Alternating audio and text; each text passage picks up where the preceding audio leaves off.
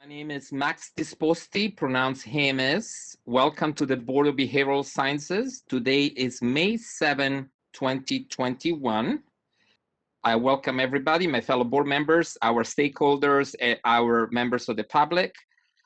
This meeting is occurring to various locations pursuant to the Executive Order N2520 that is dated March 12, 2020. The public meeting will be held via a WebEx platform, as you can all see. Good morning, moderator. Could you please explain how we will be conducting the comments portion of this meeting today? Absolutely. For public comment, when board gives the direction to open for public comment, I will be utilizing the question and answer feature. Each time we go for public comment, a screen will be displayed with instructions on how to facilitate the public comment. You will be clicking on the question mark within the square located in the lower right-hand portion of your screen and typing, "I would like to make a public comment." All comments will be addressed in the order they are received. You will be provided 2 minutes and given a 15-second warning. All other means of communications or utilizing the hand raise feature by members of the public will not be addressed. And comments other than "I would like to make a comment" will also not be addressed. Thank you, and I return it back to you. Thank you, moderator, and good morning to you as well. Christina, would you help us with the quorum today? And to my board members, as you announce your presence, if you can also share your, if you're a public member or a licensee. Thank you so much. Good morning. Max Disposti? Present, a board member and chair. Public member, I mean. Great. Christina Wong? Christina Wong, LCSW member here. Deborah Brown? Here, public member. Diana Herwick? Here, LPC member. Kelly Ranasinghe? Here, public member. John Sovek? Present, LMFT member, and my pronouns are he, him. Wendy Strack? Present and public member. I think I am missing, did I miss somebody? Did I get, Susan Friedman?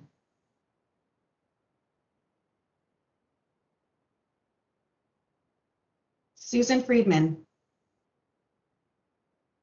I know she's here. I'm here, public member, sorry. Thank you. I have several absences, so I want to make sure that I called everybody in the room. Okay. Looks like For the record, Crystal Anthony, Yvette Casares Willis, Ross Ehrlich, Christopher Jones, and Jonathan Maddox are absent.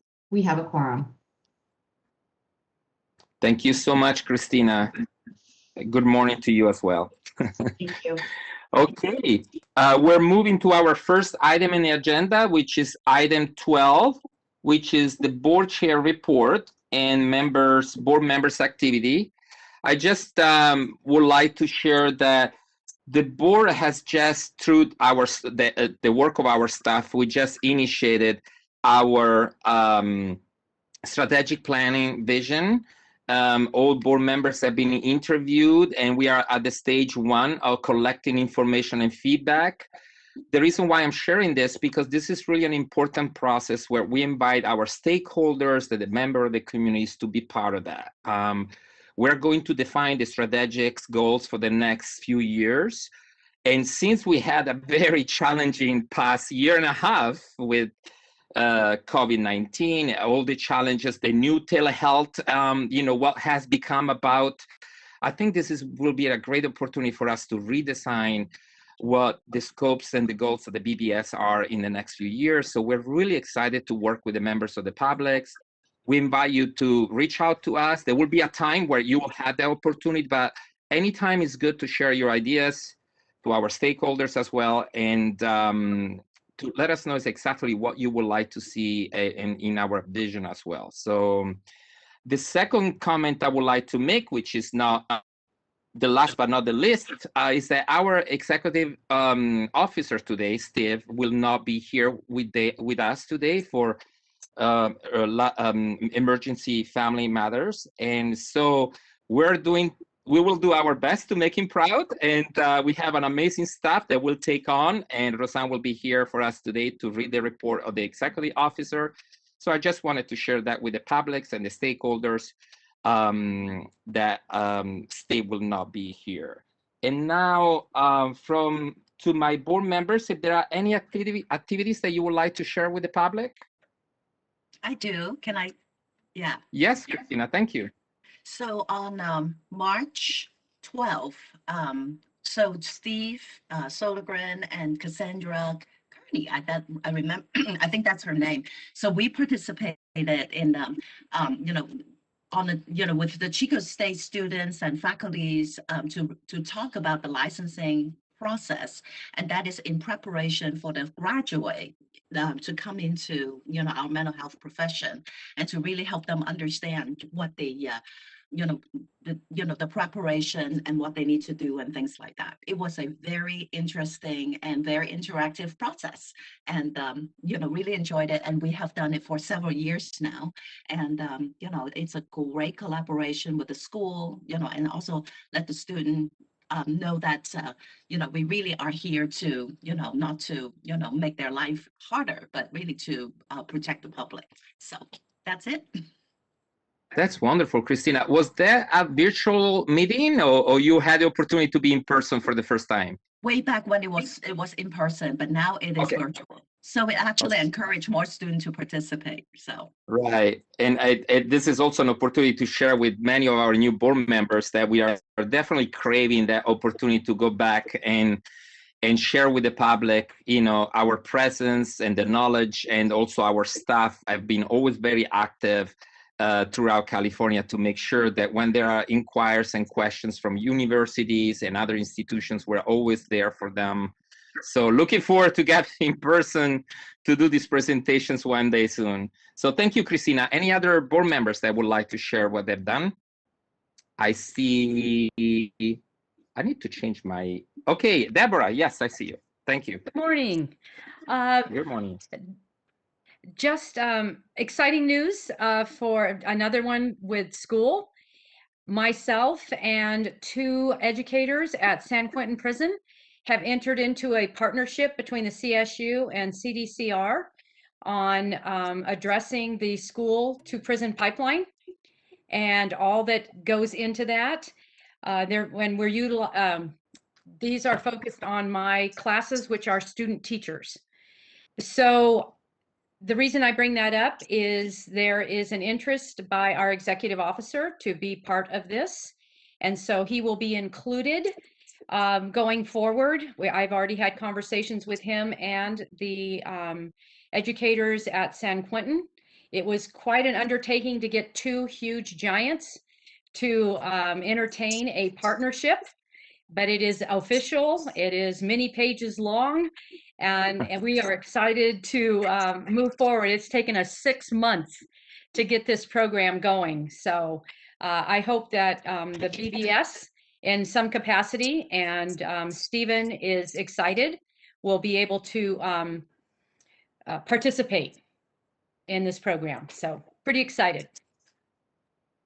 Indeed, Deborah, thank you so much for sharing that. I was not aware myself, so this is really a great opportunity, a great work, and so much needed in our state as well. So thank you for sharing. I'm looking forward to hear more from this collaboration. Anyone else? If there is anything that you would like to share in regards to your personal reports, if any? Okay. Good. Thank you, board. Thank you.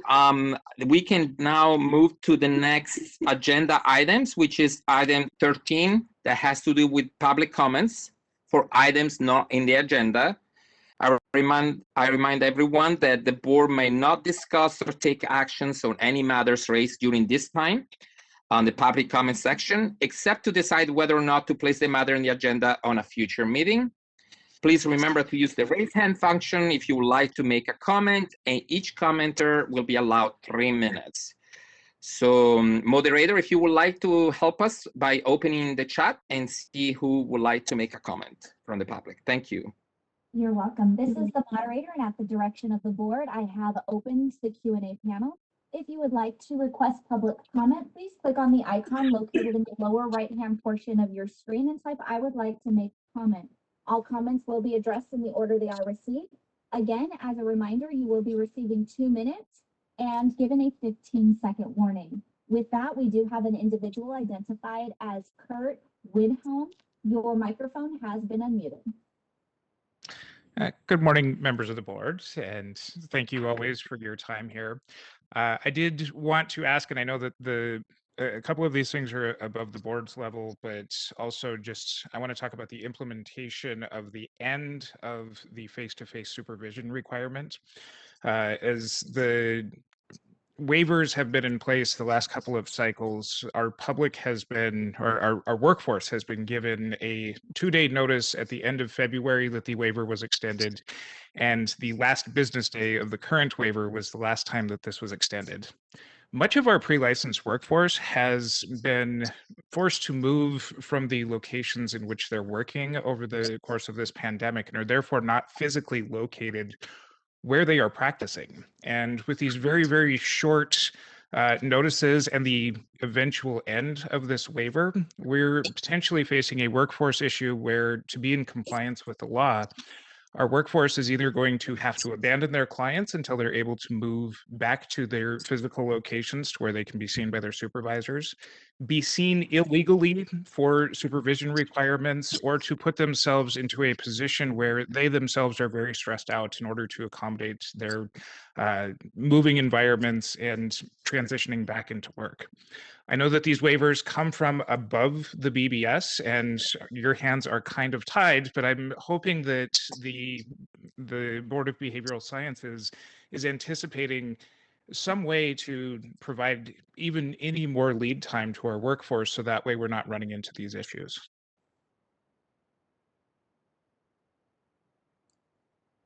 Thank you, Mr. Wilson.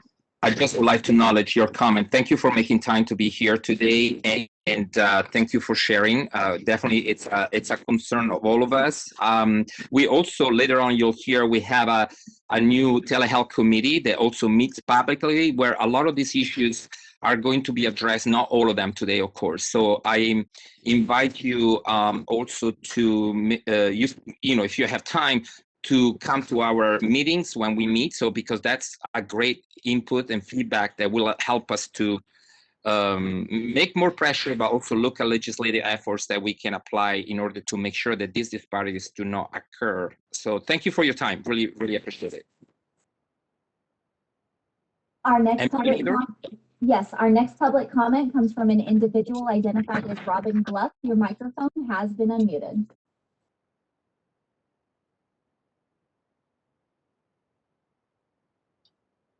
Robin, you are unmuted.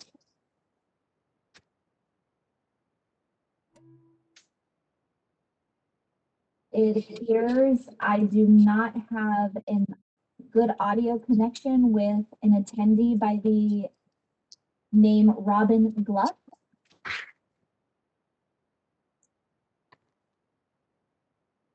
With that, we have no additional requests for public comment. Okay, thank you, moderator. At this point, we will move to the next agenda item, which is item 14, which are suggestions for future agenda items. I will ask to my fellow board members first if there are any suggestions, and then we can move to the public. Any suggestions? Okay, we can move to the public, moderator, to see if there are any suggestions from the public.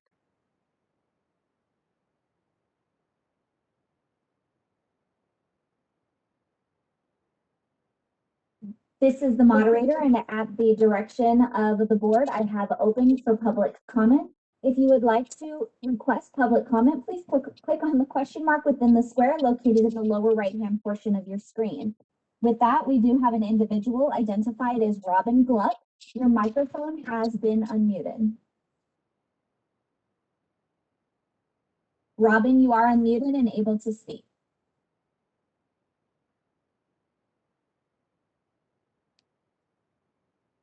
I believe that's, it was there from the previous agenda item, moderator, I believe. She submitted an additional request. Oh, okay, sorry. Robin, I will circle back to you momentarily. It appears you may have to go and change your microphone and audio connection as we are unable to hear you if you are attempting to speak.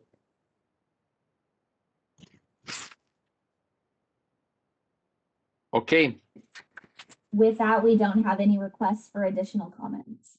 thank you, moderator. Thank you so much. Then we're moving.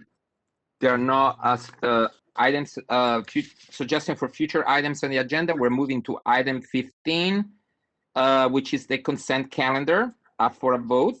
Does any members wish to remove any items from our consent calendar? My board members, any questions? Otherwise, we can have a motion to move and approve the consent calendar. I move to adopt the consent calendar. This is Thanks. Sabina. Can we please include the dates of the meeting minutes in our motion? So the November 4th, 5th, 2020 board meeting minutes and the March 4th and 5th, 2021 board meeting minutes. Okay, and I need to follow up here because it says on the agenda possible, so I'm assuming this is not possible anymore. This is absolute. They're there and they're ready.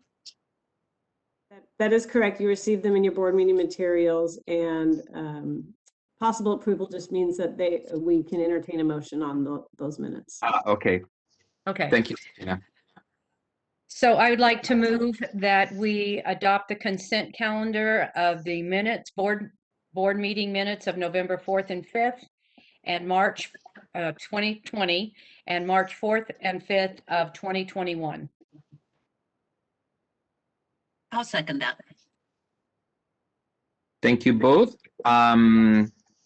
Christina, if you can check, we can go to a vote. Yes, after public comment. Yes, thank you. Coffee's kicking in. Moderator, we can open for public comments on the consent agenda items. Thank you. This is the moderator, and at the direction of the board, I have opened for Q&A. If you would like to request a public comment, please click on the question mark located within the square and type "I would like to make a public comment." All requests will be addressed in the order they are received. You will be provided 2 minutes and given a 15-second warning. With that, I will pause momentarily to allow individuals time to access this feature.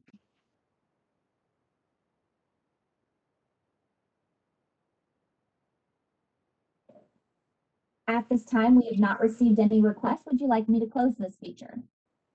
Yes, yes, moderator. Thank you. You're very welcome. Feature has been closed. Okay, I'm calling. Wonderful. roll. Thank you, Christina. Deborah Brown, Yes. Max Disposti, Yes. Susan Friedman, Yes. Diana Hurwitz, Yes. Kelly Ranasinghe, Yes. John Sovek, Yes. Wendy Strack, Yes. Christina Wong. Yes. Motion carries. Thank you, Christina. We're now moving to the item 16 of our agenda, which is the executive officer report. As usual, we have Steve doing the report, but today we have Roseanne Helps taking the lead on this portion of the report. Thank you, Roseanne. Yes, so I'll go through these and then after each individual report, I'll open it up for any questions or comments. So the first report we have today is the budget update for April of 2021. So the board's budget for fiscal year 2020-2021, which ends June 30th, is about $12 million. And based on information available as of now, expenditures to date are about $8.2 million, so about 68% of total. So that's looking good. We're about 47% of our personal services budget, which is basically like staff salaries and benefits and things related to staff. And then basically everything else falls under operating expenses and equipment. That's about 53%. And the fund condition for this year currently reflects a reserve of 3.1 months, which that's looking in good shape. So we're in looking in good shape, budget wise. That's due to, of course, our fee increases. Also, staff working remotely, there's been some cost savings within the office, and there has been savings on things like travel, which of course we're not doing right now. So the budget is looking good. On the next page, you see the analysis of fund conditions, which is you see the 3.2 fund condition reserve, and then projected out for a couple of years. So we're looking in good shape. Are there any questions on the budget report before I move on? Any? All right, hearing No. none. Go ahead. I'll move on to the Sorry. Should we also go to the public every time we do a segment just to make sure that there are questions, or? Yeah, I think that's probably a good idea. Right, and then we can sum some of this together so that we can actually, like licensing exam report, to go together, and then we go to the public. So if there are no comments from the board members, moderator, would you like to open for the public comments, please? Thank you. This is the moderator, and at the direction of the board, I have opened the Q&A panel. For your reference, being displayed on the screen are instructions. Please submit your "I would like to make a comment." I will now pause momentarily to allow individuals time to access this feature. Thank you, moderator.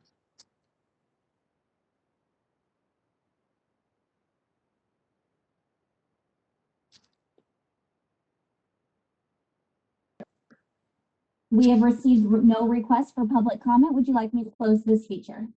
Yes, thank you, moderator. You're very welcome. Feature closed. Roseanne, licensing. Okay.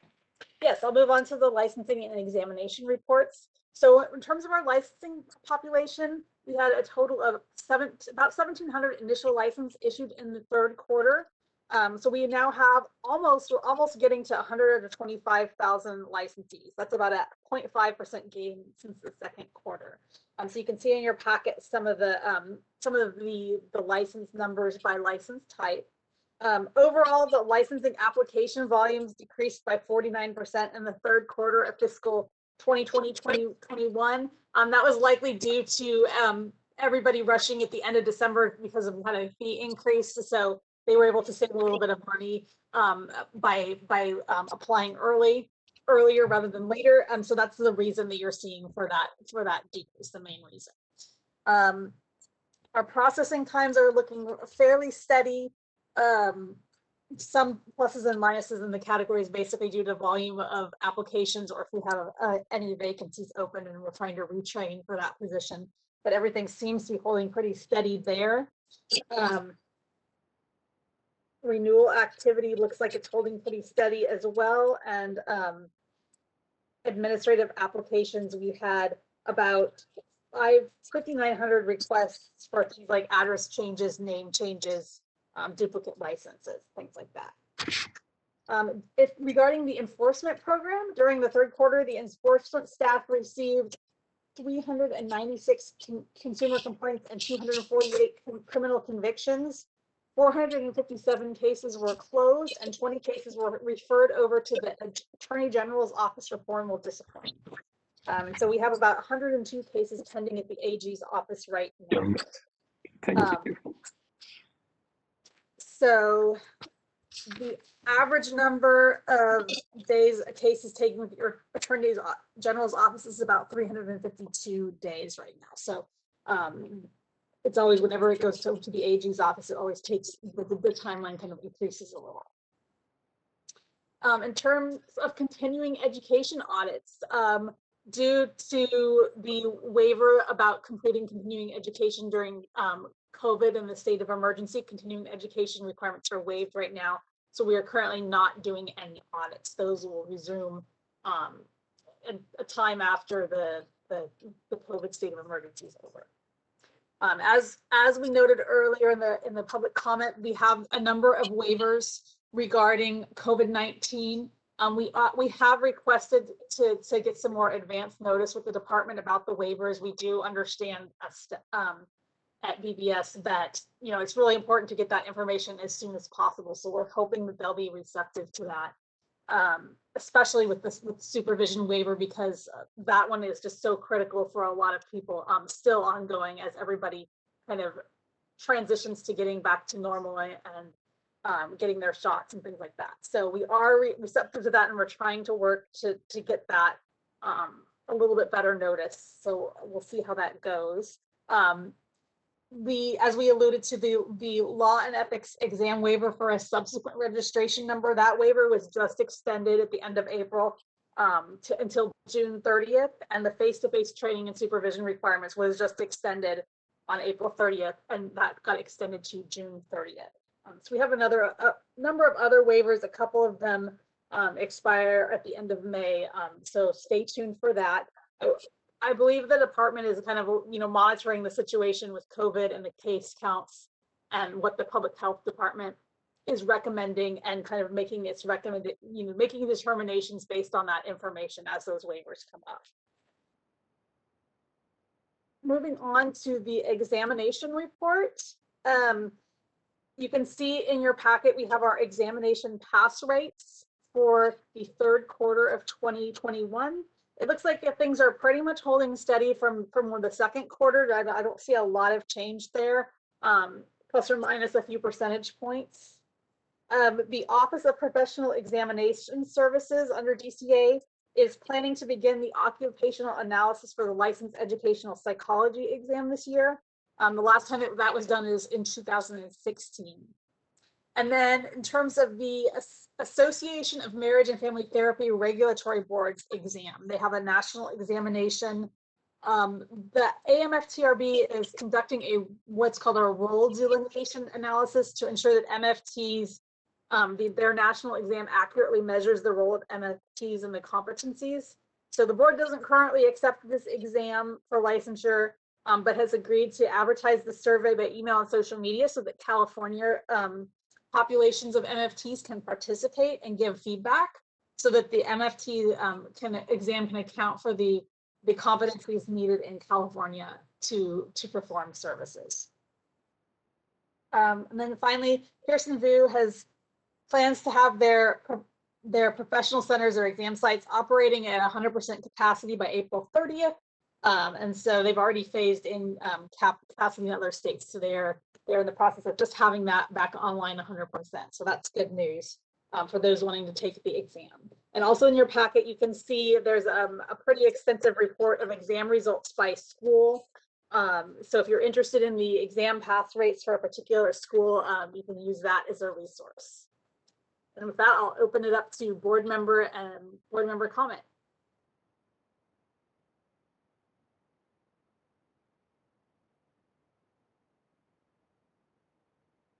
So I have a quick comment. So it looks like, our licensees number, it's gradually, steadily increasing quite significantly. And so, so I'm really hoping that, the board, will see it's a workforce issue, that, we have sufficient staff, to help process, that steadily increased numbers. So, because I think, that, just in response to, how much, registrants that we will be generate each year.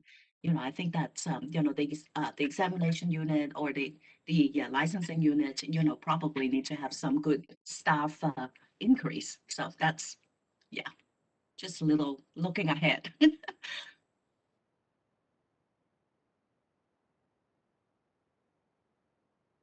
Max, you're muted. When I'm not supposed to be muted, or vice versa.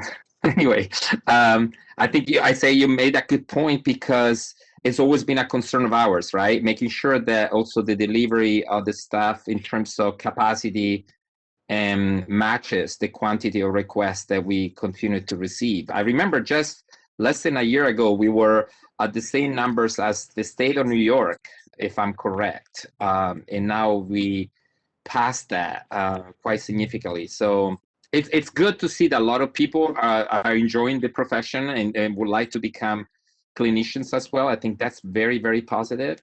And but I share your concern as well. Absolutely. Thank you. Anyone else from the board?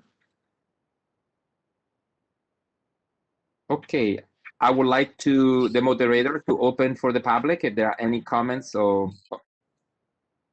that the public would like to make. Moderator? This is the moderator, and at the direction of the board, I have opened for public comment. If you would like to request public comment for your display and reference on the screen are instructions on how to request public comment. I will pause momentarily to allow individuals time to access this feature. We do have an individual identified as Robin Gluck. Your microphone has been unmuted. Oh, good. Hi, this is Robin Gluck. Sorry, my microphone was not working earlier.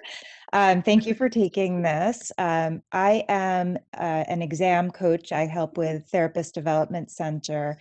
And in the course of my work, I've heard from a few people who are preparing for their exams that previously had accommodations for a written version of the exam that have been told by Pearson that that option is not available. This is secondhand knowledge that I've received, and so I just want to put that caveat in there. But I was hoping this could be explored a bit further as to if this accommodation is absolutely unavailable, and if so, why this accommodation is no longer available. It was previously used by people with diagnoses such as ADHD, dyslexia, vision problems, where they were able to get a paper version of the exam. So I just want to bring it to the attention and see if there's, and if it's possible for this to be looked into and addressed. Robin, can I ask a clarifying question? Just to make sure I understand. So you're saying that previously for like individuals with ADHD and dyslexia, they were able, instead of doing a version on the test on the computer, they were able to do a written paper copy test version, and now they're being told that they're not able to. Is that what you're saying? Yes, that's exactly right. When it was with ESI, they were able to have the written versus computer. And one person told me that Pearson had told them BBS did not opt for that option with Pearson. Again, this is secondhand knowledge, but I would love for it to be explored because I heard it from more than one person. Okay, I will look into that to try to find out if that's true or not. Great, thank you. Thank you, Robin. Moderator, is there anyone else? At this time, there are no additional requests for public comment. Would you like me to close the Q&A? Yes, thank you. You're very welcome. Yes, thank you. You're welcome. Feature has been closed. Thank you. All right, so moving on, I'll do the communications report and the personnel report together and then open it up for questions. In terms of the communications report, our social media seems to be very well received. That trend continues. It's expanding. We've got an increased number of Facebook likes and Facebook followers of almost 2,000, just a little under 2,000 increase from January to the end of March. So that's looking pretty good. Our Facebook Fridays continue to be very well received. Lisa's doing a great job on that. Actually, those came in very handy. When the day our waiver was extended on the 30th, we got word from DCA that those were being extended right before Lisa was going to do her Facebook Friday. So we were able to get that news to her and she was able to announce it. So that worked out. Even though it would have been nice to have it a little sooner, it worked out very well in terms of that timing, at least. And so that's going well. In terms of our DCA call center update, in April, we worked with the call center to assign a staff member to work on escalations that the board receives from the call center. Escalations are situations where a consumer or licensee has a problem that's particularly unique or difficult to solve, or they're having trouble at getting in contact with a person or the right person to help them out. So when that happens, the staff sends escalation email to the board, and we now have a dedicated staff member to work on these escalation requests and to track down the information. So that seems to be working. That's been going on for a little under a month now. It seems to be going really well from the initial feedback and communications that we have. So we'll continue that and see how that hopefully that continues to go well. So that's the call center update. In terms of outreach, you can see in your packet, we've had a number of events scheduled that we have done over the past couple of months since we last met. We've had quite a few MFT consortiums. Steve has been busy doing several presentations, one to UC Berkeley, California Society of Clinical Social Workers, a CAMF annual meeting, and an ASWB education meeting. And it looks like we've got another Council of State Governments ASWB compact interstate compact kickoff meeting on May 20th. So that is the communications update. In terms of personnel update, we have a lot of vacancies right now that we're working really hard to fill. We have a couple of new employees or promotions. As you know, now Steve was promoted to executive officer effective March 3rd. We have a new technician in the exam and cashiering unit, Brandy Somas, began with us in March, and also Caitlin Martin was promoted to an SSA in the exam and cashiering unit March 16th, or no, she's promoted to an exam analyst. She was a MST evaluating LMFT applications. We don't have any departures to report at this time. We have 12 vacancies right now, and we're working to fill those. The AEO position has been posted and we're accepting applications. The SSM1 manager over the enforcement discipline and probation unit, we're in the process of we've received applications and we're in the process of planning for interviews. There are several AGPA positions in enforcement unit. The interviews were conducted for those earlier this week and last week, so there'll be decisions coming down about those soon. And then we are in various stages in the exam and licensing units. There's a number of vacancies that the various managers for those units are working to fill as fast as they can. So we're trying to get those vacancies filled so that we can be back at full staff level. Are there any questions on communications or personnel? I don't have a question, but I'd like to make an additional comment. Ellen Villegas, our lead cashier, just accepted a promotion to the department, and I believe her last day will be May 14th, and that all took place after that memo was written, so I wanted to add that. Yes, that's correct, and that's Ellen will be greatly missed, but she's happy for her that she was able to accept a promotional opportunity. She's done a great job for our board. Roseanne, this is John Sovek. Yes. Just a quick question. Are all of these vacancies currently funded?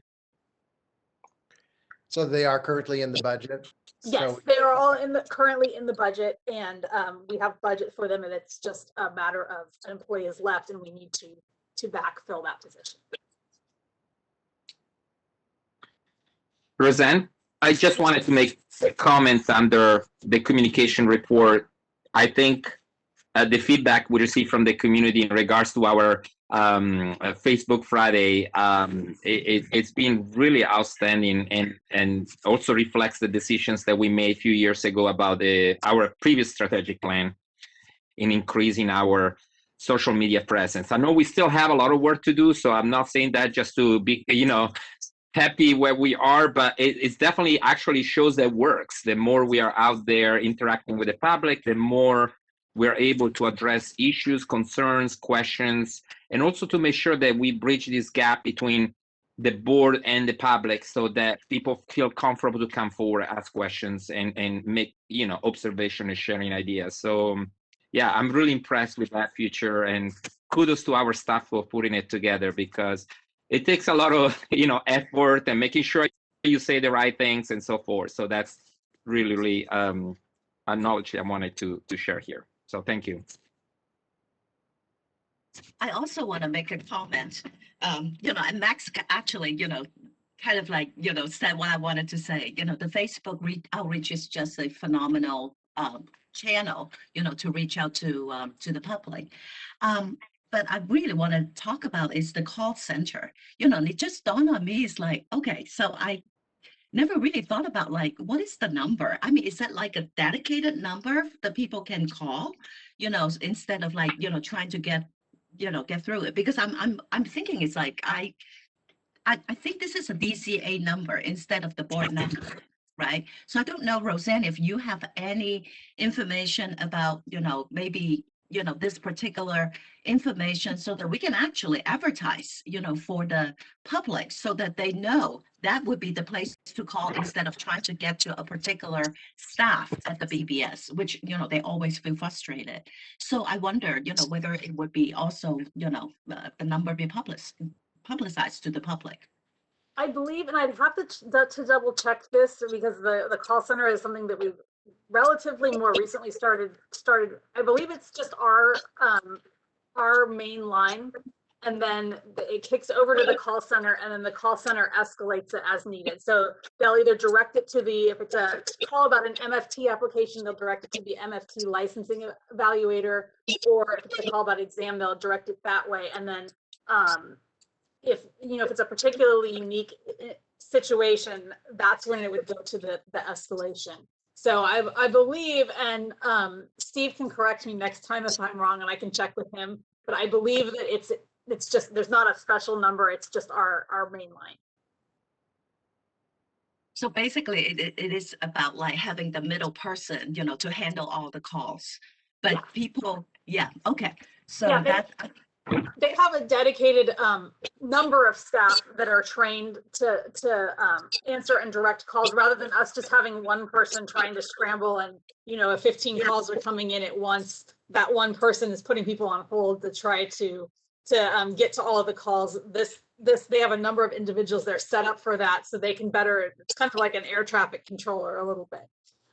It can make it go smoother and decrease wait times, which hopefully decreases frustration rather than if just one person is trying to do the job. Yes. So it means that, it is the main number, that's, okay. So I think that is important for, for the public to know that, yes, your call will be answered. And if they have very specific question, then, the call center representative would direct them, to the appropriate unit. Yeah, so that's good. That is really, really good to know. So thanks, Roseanne, for explaining this. So if there are no other comments from the board, we can actually ask the moderator to open the public portion. Mr. Chair, before you do that, I am going to be leaving the meeting for the next 45 minutes to 1 hour, and I will return directly. Thank you so much. Yes, we were informed of that, and thank you for letting us know, Kelly. Okay, so moderator, if we can open the public portion of this conversation. Thank you. This is the moderator, and at the direction of the board, I have opened the Q&A panel. If you would like to request public comment, please click on the icon located within the square in the lower right-hand portion of your screen and type, "I would like to make a comment." All comments will be addressed in the order they are received. I will now pause momentarily to allow individuals time to access this feature.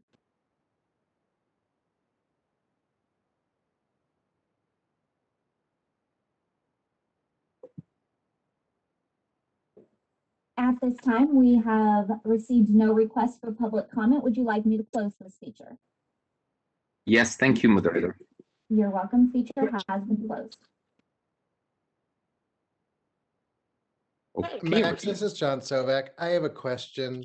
So at 7, we are still officially a quorum?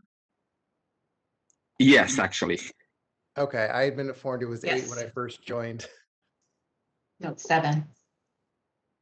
Thank you, John. The reason why is because after you joined, we had new board members coming through as well. So the numbers has increased. Thank you, though, for the observation.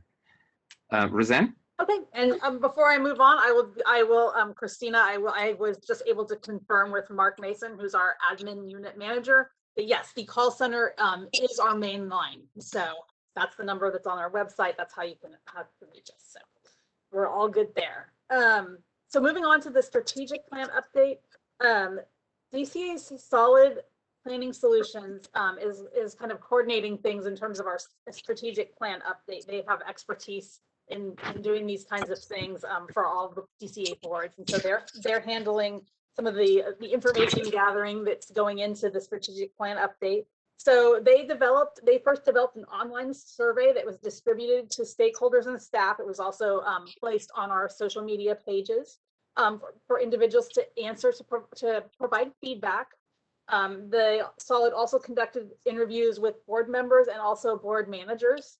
And the survey closed on April 23rd, and we had about 1,900 responses. So a good number of responses there. So what they're going to do next is they're going to analyze and compile all that data to produce what's called an environmental scan about the strengths, weaknesses, opportunities, and threats based on the feedback that we received. And that's going to be used during the board's future scheduled strategic planning session. It's going to be a half-day meeting where the board will meet to establish goals and objectives for our next strategic plan, since our current one is wrapping up. So the current strategic plan is included in your packet for your review, in case you'd like to take a look. And then Steve had wanted us to discuss a couple of possible upcoming dates, whether there might be a preferred day between June 24th, 2021 or July 8th, 2021. Both are Thursdays. And so if we could get a little feedback on that, that would be great. And then also in our packet, we have the schedule. So looking at the strategic plan schedule, we're at the compiling results for review. So we're right on schedule for that. Then will be the planning session in June or early July. And then from there, we'll update and adopt, the board will adopt eventually the strategic. So I guess I'll open it up to board members first for comment and any preferences for the June 24th or July 8th dates.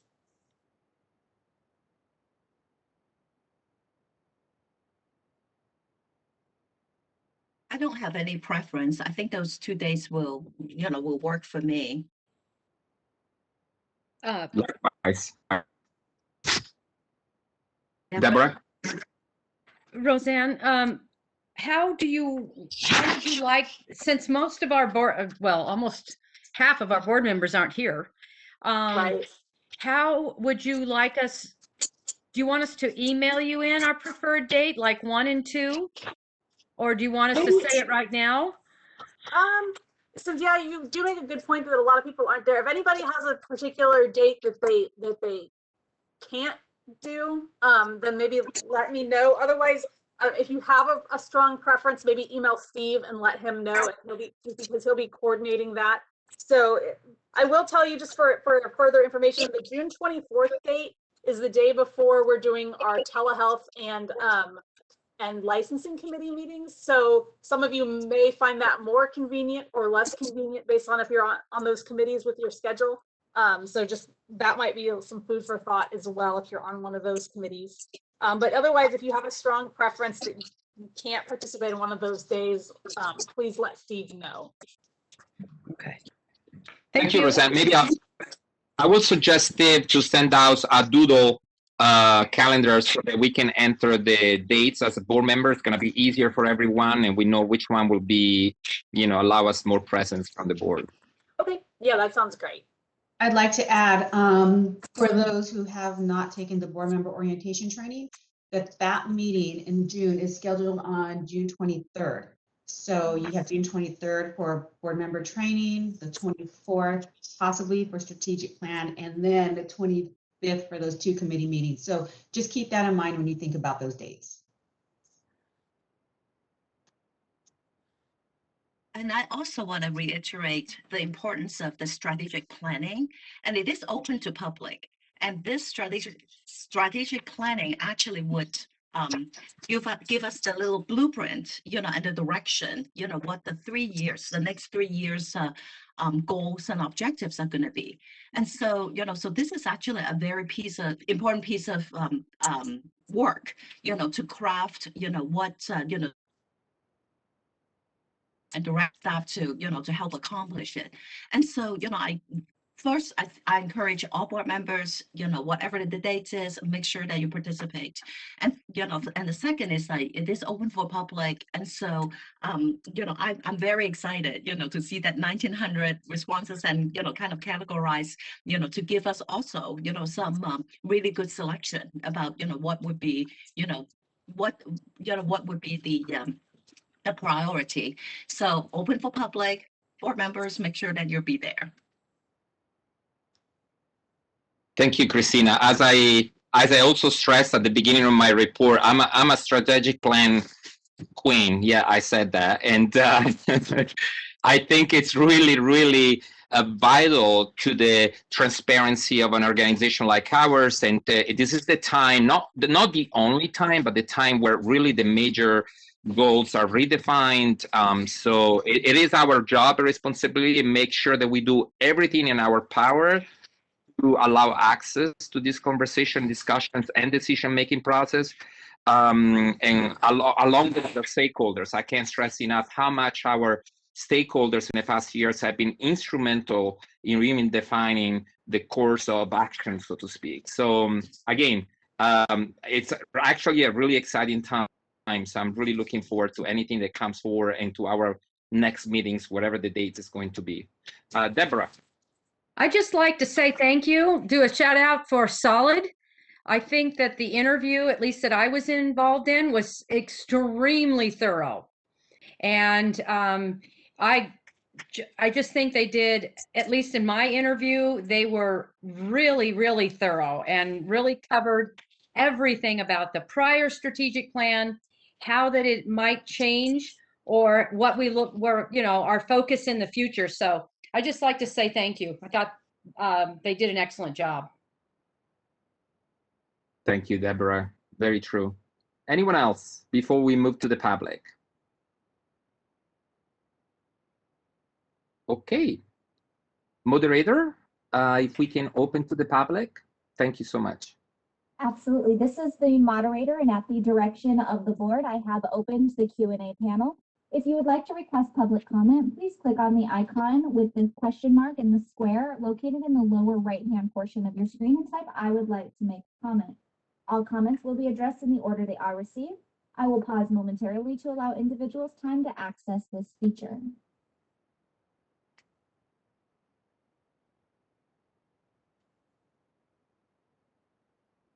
At this time, we've received no requests for public comment. Would you like me to close this feature? Yes, moderator. Thank you so much. You're welcome. Feature has been closed. Thank you.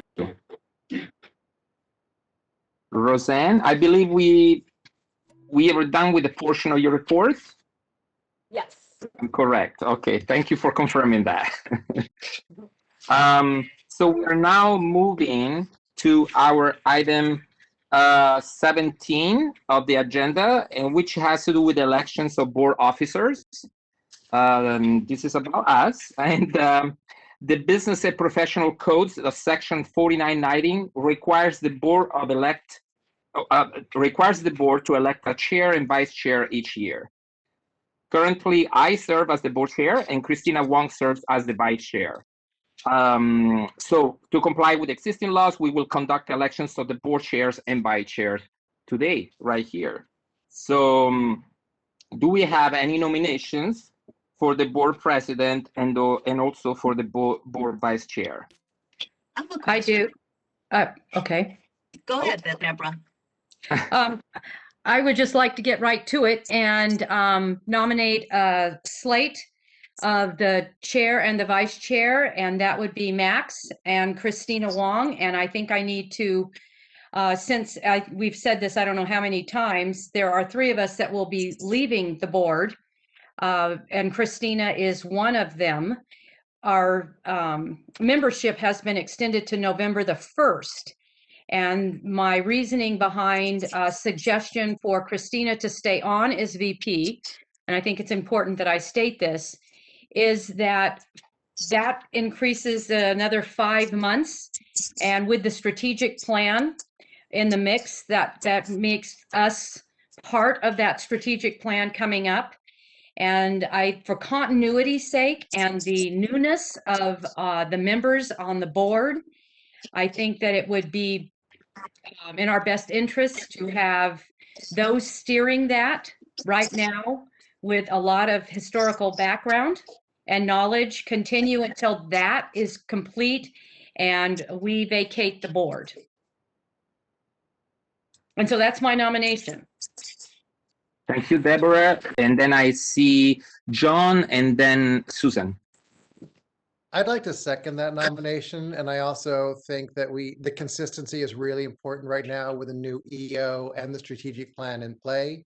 And I think then we can readdress this issue in November, unless y'all are extended again, which would be lovely and delicious too. I would love to. So just for procedural, maybe. Susan, please Susan first. Susan first. Susan, we can't hear you. I was just going to say what John just said. So I third the nomination, absolutely. I think it would be important for the board. So you guys will accept. Thank you, Susan. Christina? So I just want to double check with legal, with Sabina, that, since our term has been extended and, and on the report that Steve provided that, that I'm not eligible for consideration. I just want to make sure that to clarify that this is okay. So Sabina, Yeah. are you here? Can you hear me? Yes. Okay. Yes. So usually we have a lot of people terming out in June. And that's typically why asterisks are put next to people's names when they're terming out. And we always do these elections in May. And it would be slightly silly, if you will, to have an election in May and the person by June 1st is gone. And so that's why that was indicated like that. This year, as you know, is a very different year for everybody for lots of different reasons. So we are actually very lucky that we have people extended to November. And so we have an opportunity for those people to be still considered for an officer position. Our board member manual does not prohibit that. I've checked everywhere I can. We'll just have another election later when y'all leave, if it's, unless you're staying. I would love to stay, but it's up to the governor's office. So in that sense, I accept that. I don't know about you, Max. Will you be willing to continue work with me? No, thank you. I'm truly honored, and I have to say I appreciate the trust of the board. If it wasn't for Christina Wong also bringing the previous experience into this collective leadership, I wouldn't be able to do it. So I really appreciate that support, and from the board and from Christina Wong as well. So definitely yes, thank you. Yeah. If there are any other comments, If there's no other comments, I would like a motion to elect. I'm gonna put this all in one motion instead of doing two separate votes. Sabina, will that be okay to do a single motion and vote for both of the? Yes, we already have, I think we already have a motion and a second for the slate of Max and Christina Wong. Yes. Okay, I took that as a nomination and they're accepting, but I was hoping the motion would say they are actually electing, but whatever, you're the expert. Right, so we definitely nominate. We don't elect until we vote because, we can't indenture servitude anybody just yet. So as long as they accept the nomination, then we can vote and that would result in our election. Yes, we do. Public comment? Okay, I will, moderator, if we can open to the public. Thank you. This is the moderator, and at the direction of the board, I have opened for the Q&A. If you would like to request public comment, please click on the question mark within the square located in the lower right-hand portion of your screen and type "I would like to make comment." All comments will be addressed in the order they are received. I will now pause momentarily to allow individuals time to access this feature.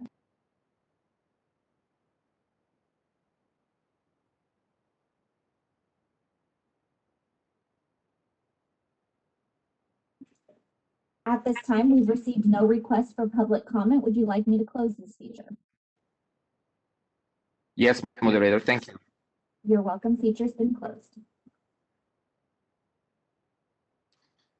Okay, so I believe, Christina, we have a motion moved by Deborah. Am I correct? Yes, seconded by second. John. John. Okay, and if we are all ready, I'm going to call the vote. Yes. Deborah Brown, Yes. Max Disposti, Yes. Susan Friedman, Yes. Diana Herwick, Yes. Wendy Strack, Yes. John Sovek, Yes. Christina Wong. Yes, Motion carries. Congratulations. thank you.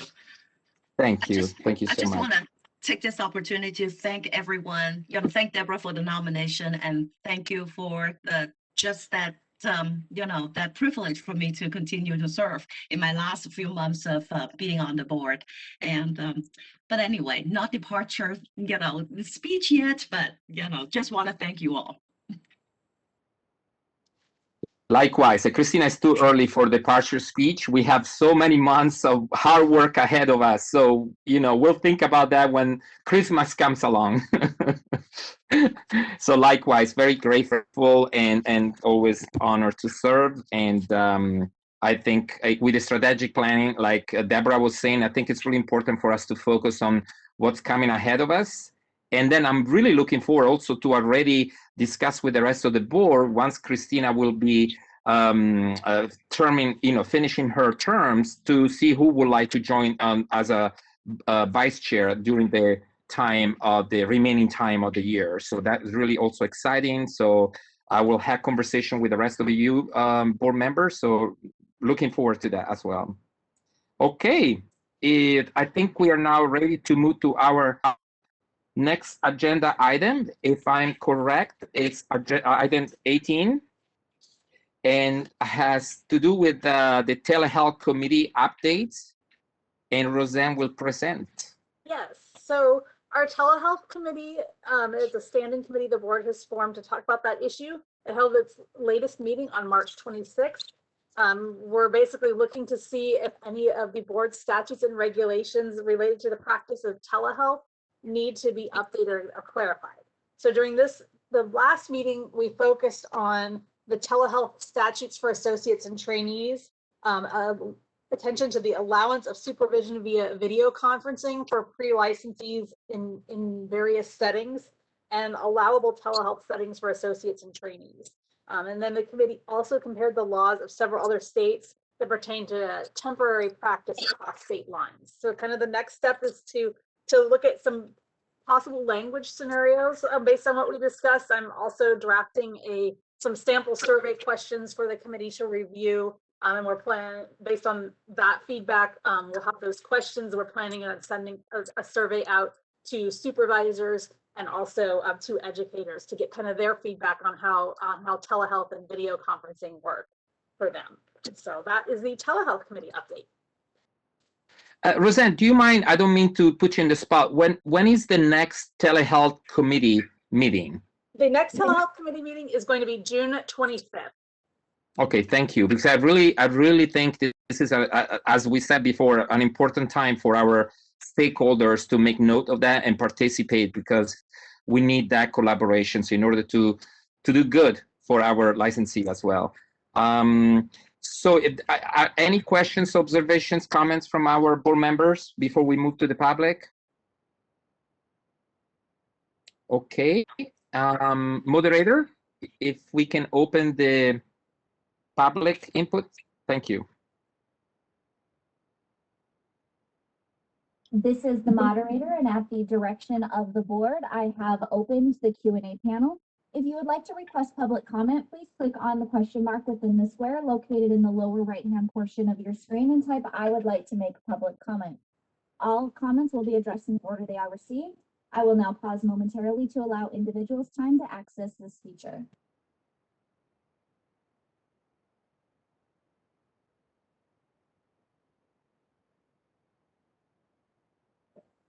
At this time, we have not received any requests for public comment. Would you like me to close this feature?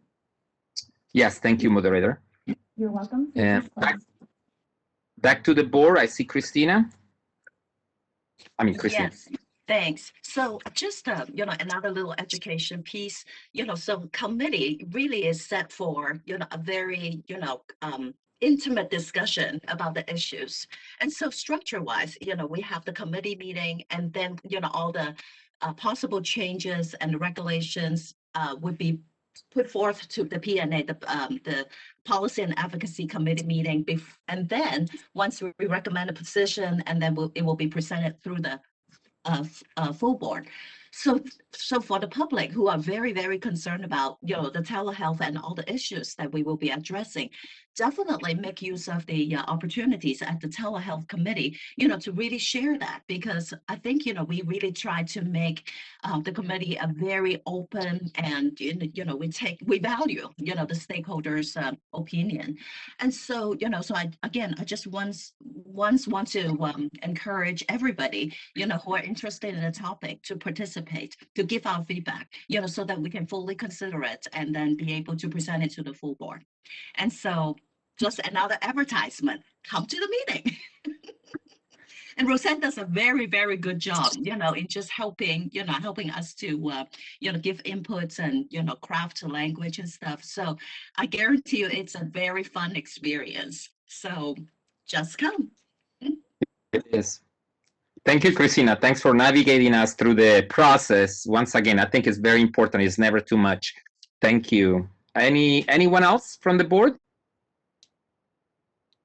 Okay, I don't believe we have any items for vote on this, so we're moving on to the next one, which is item 19 on the board agenda, which has to do with the licensing committee reports. Yes, so our other standing committee that we have right now is the licensing committee. And so that also met on March 26th, this past couple of months ago. This was formed to conduct a really in-depth discussion about several topics related to the licensing process.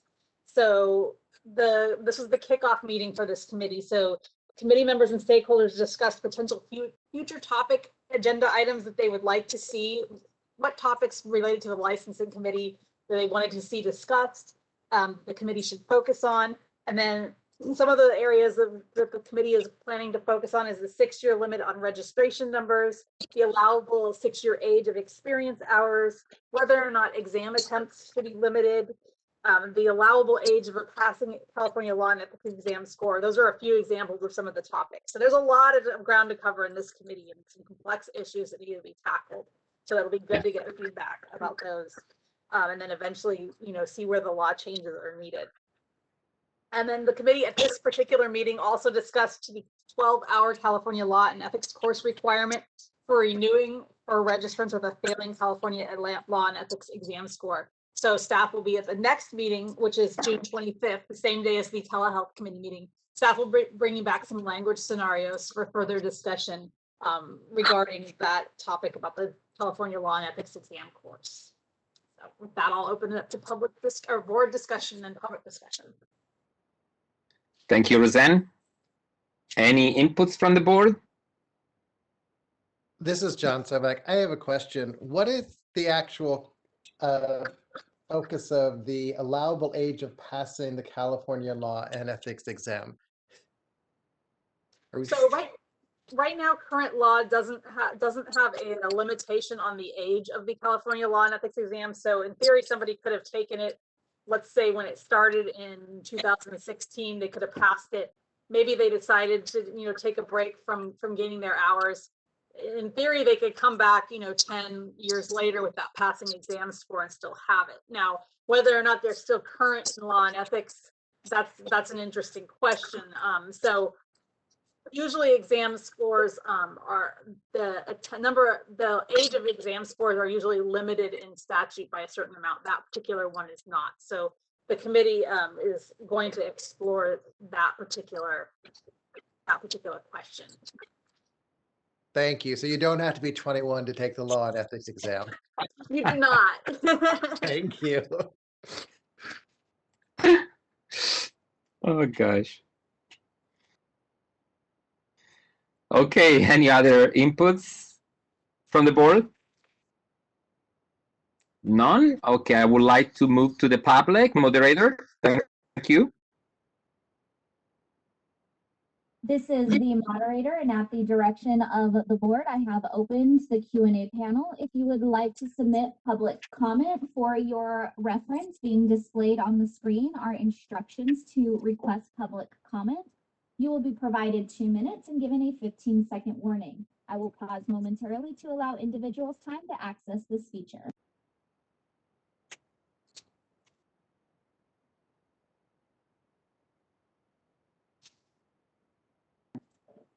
At this time, we have not received any requests for public comment. Would you like me to close this feature? Yes, thank you. You're welcome. Feature has been. I apologize. It does appear we had a last minute one slide in. That's good. Thank you. You're very welcome. Give me a moment. An individual identified as Heather Cochran, your microphone has been unmuted. Hi, can you guys hear me? Yes. Okay, hi, my name's Heather. I just wanted to reach out to you guys. I am an ASW and I have asked like 9 people to supervise my hours and I've gotten 9 no's, so it's a little heartbreaking. So I'm a little bit curious about what type of things are you guys doing in COVID to help make it easier to get hours for ASWs? Can they do things like attend AA meetings or volunteer work in the community or attend a meeting like this and get an hour signed off? The other thing I wanted to ask is I have also been partnered with a silent client and I have no supervision on it and I haven't been able to, it's really exhausting and I would love. This is the moderator and I would like to direct attendees to ensure that you are making public comment on the item currently being addressed. For questions that are regarding license matters, please direct your questions and comments to the program. Thank you, moderator. You're welcome. With that, we do not have any additional requests for public comment. Would you like me to close this feature? Yes, thank you. And as a reminder to members of the public, please lower your hands. Thank you. And I just wanted to thank our last comment, Heather. I know this is not the agenda item, but feel free to direct your questions directly to us via email. And we'll do our staff will do their best to answer to you directly. So our next, then there is no additional comments about this item, right? Just want to make sure. Okay. Roseanne, can you hear me? Yes, can you hear me? Yes. Okay, yeah, now yes, sorry. Okay, I believe we're moving to our next item in the agenda, which is the report for our policy and advocacy committee. Roseanne will present again. Yes, so we've got a number of bills. It's that time of year. So typically the May meeting is when the board takes positions on legislation. So we've got a good, decent amount of bills to take positions on today. So I'll go through those one at a time and we will go from there. So the first bill for consideration today is AB 29. That's authored by Assembly Member Cooper. And it has to do with state bodies and meetings. So current law regulates our board's meetings. The law that regulates it is called the Bagley-Keene Open Meeting Act.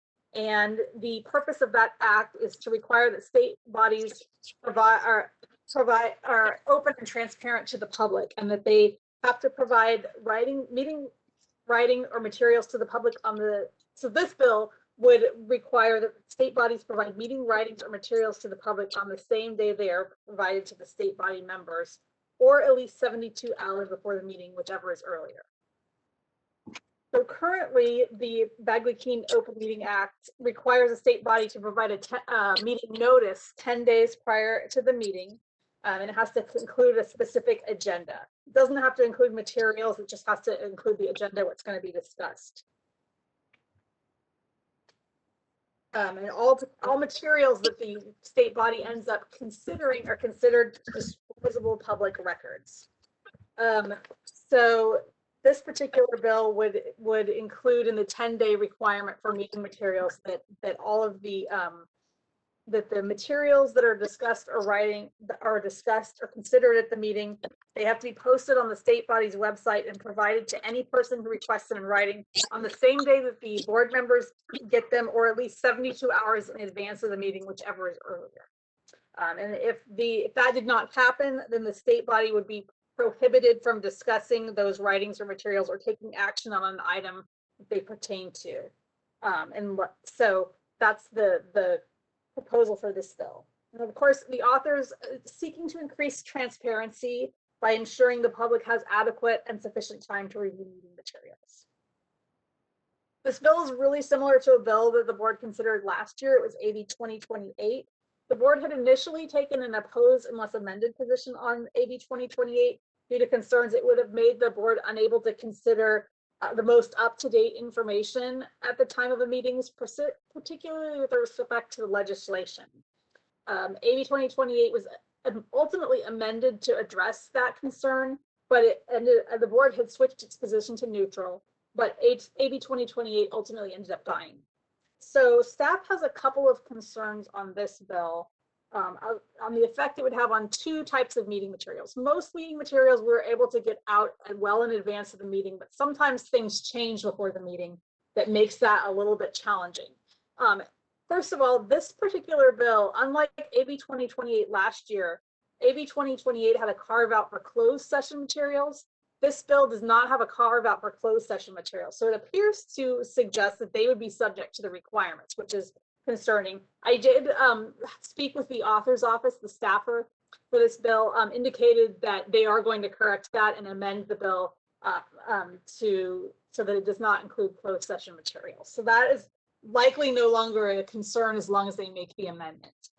The other concern staff has is about legislative materials and the board's ability to take positions on legislation.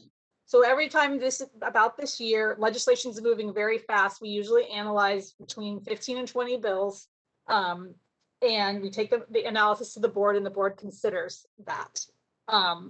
It's not uncommon, and although we lucked out this week and it didn't happen, but it's not uncommon for bills to be amended right before the board meeting. If that's a particularly significant bill, let's say it pertained to BBS and really affected our licensure process or something, we could potentially have a scenario where a bill got amended a couple days for the board meeting and staff was not allowed to submit new materials. We couldn't submit the new version of the bill and an updated analysis. So the board would be stuck in a position of either not taking a position on the bill, not considering it at all, or taking a position on an old version of the bill, which doesn't really do much good because it's not the current version anymore. So that is really the concern there. There are a few provisions in the law that allow the board to call a special meeting last minute, but the threshold is very high. It basically has to be for immediate action or substantial hardship, and it requires like national press and things like that to be notified. So probably fairly cost prohibitive to do that, if that situation were to occur. So staff is recommending the board request two amendments. First, the amendment about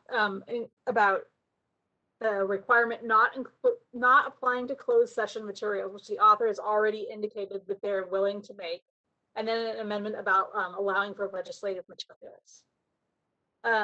The policy and advocacy, when they considered this bill back in April, they recommended an oppose unless amended position to suggest that the two suggestions I just stated be made as conditions of the oppose unless amended position.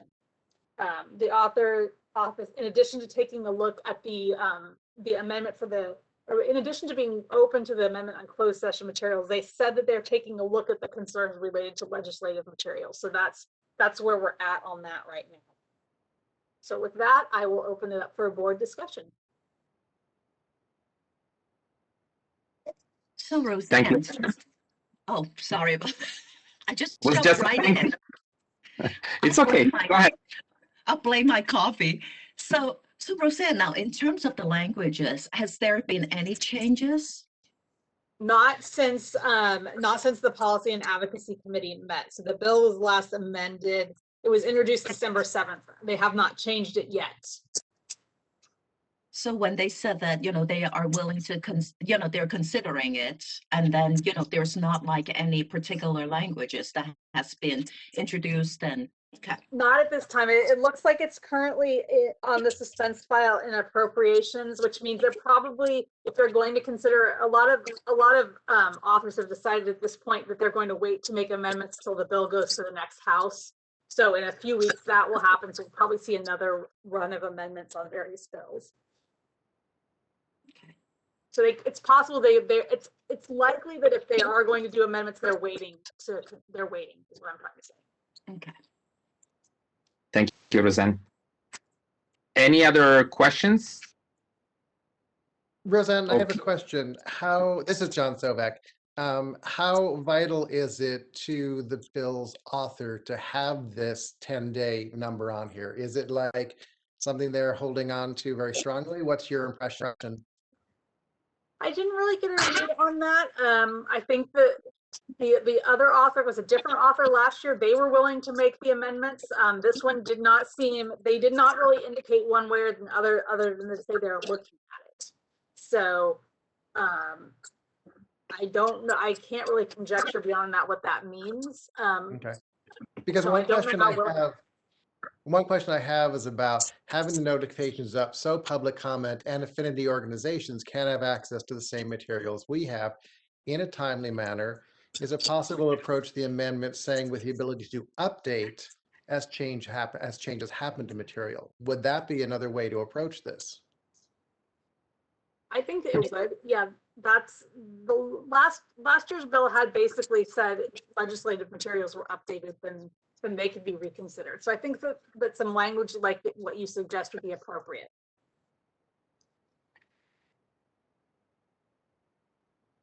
Thank you, John. Anyone else from the board before we go to the public? Okay, moderator, we would like to open to the public. This is the moderator, and at the direction of the board, I have opened the Q&A panel. If you would like to make a public comment, please follow the instructions currently being displayed on your screen. I will now pause momentarily to allow individuals time to access this feature.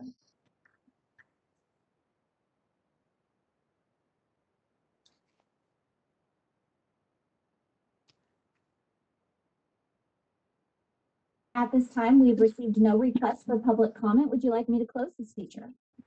Yes, thank you. You're welcome. Feature has been closed. Okay, Roseanne, back to us. Do we need a motion for this? Looks like we do. Yes, we would. Anyone would like to submit a motion? Wendy? I'd like to make a motion to approve the recommendation. And I'll second that.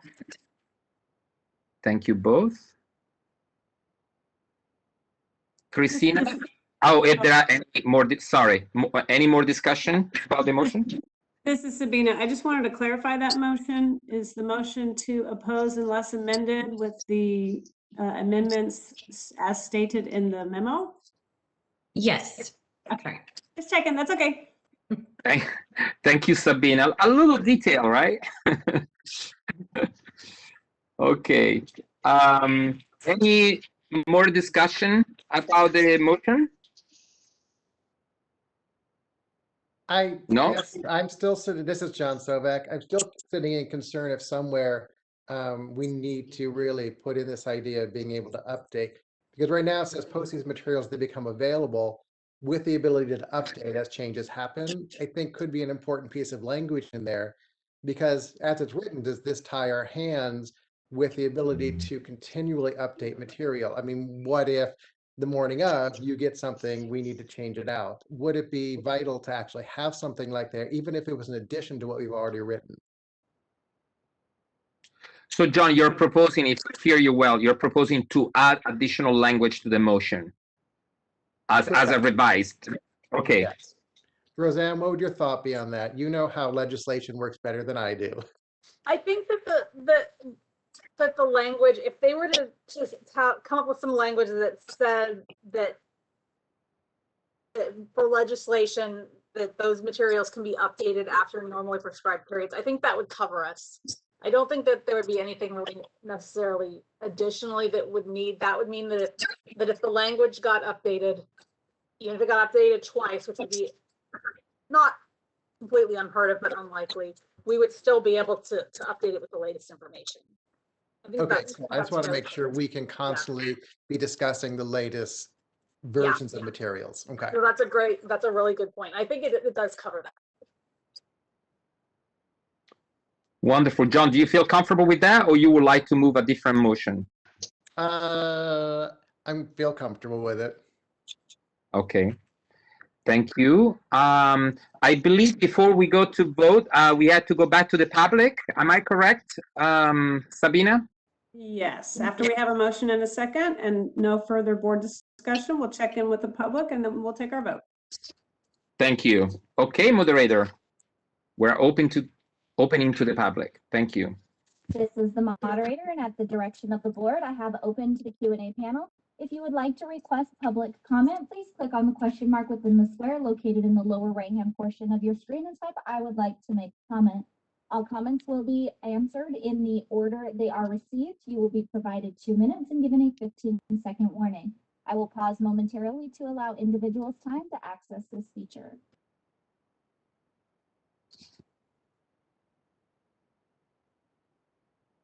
At this time, we've received no additional requests. Would you like me to close this feature? Yes, thank you, moderator. You're welcome. Feature has been closed. Okay, we're back to the board. We have a motion on the floor moved by, I forgot who moved the motion. Christina? Wendy. Oh, Wendy. Sorry, Wendy. And it was second Christina. by Christina. Thank you. Okay, if there are not any further, we can vote. Yes. Okay, here's the vote. Deborah Brown. I think I have a delay. Deborah Brown. I'll come back to Deborah. I think she's having some issues with the video. Max Disposti? Yes. Hi, Deborah. Is yes your vote? I heard a yes from her. Yeah, okay. And we lost her there. So Max, we have a yes. Susan Friedman. Yes. Diana Herwick. Yes. John Sovek. Yes. Wendy Strack. Yes. Christina Wong. Yes. Motion carries. Thank you. Fellow board members, we have been in session for an hour, 30 minutes. I know this item will require quite more time. So I would like, perhaps, I know it's in the middle of the agenda item, but I would like to take a break of 10 minutes just to recover a little bit and come back to Roseanne about 10:30, so we can come back at 10:40. Is that okay? Thank you, everybody, so much. To make sure that our board members are back before we officially open the meeting. Okay, thank you, everyone. I hope you enjoyed this little break. Wonderful. Okay, we are resuming our public portion of the Board of Behavioral Science meeting. Today is Friday, May 7, 2021. The time is 10:41. I am the board chair of the Board of Behavioral Sciences. My name is Max Disposti, pronounced KMS. And we are resuming with Roseanne on our agenda item 20, which Policy Advocacy Committee, item number B. Am I correct? Thank you, Roseanne. Roseanne, you're muted. Yes, thanks. Sorry about that.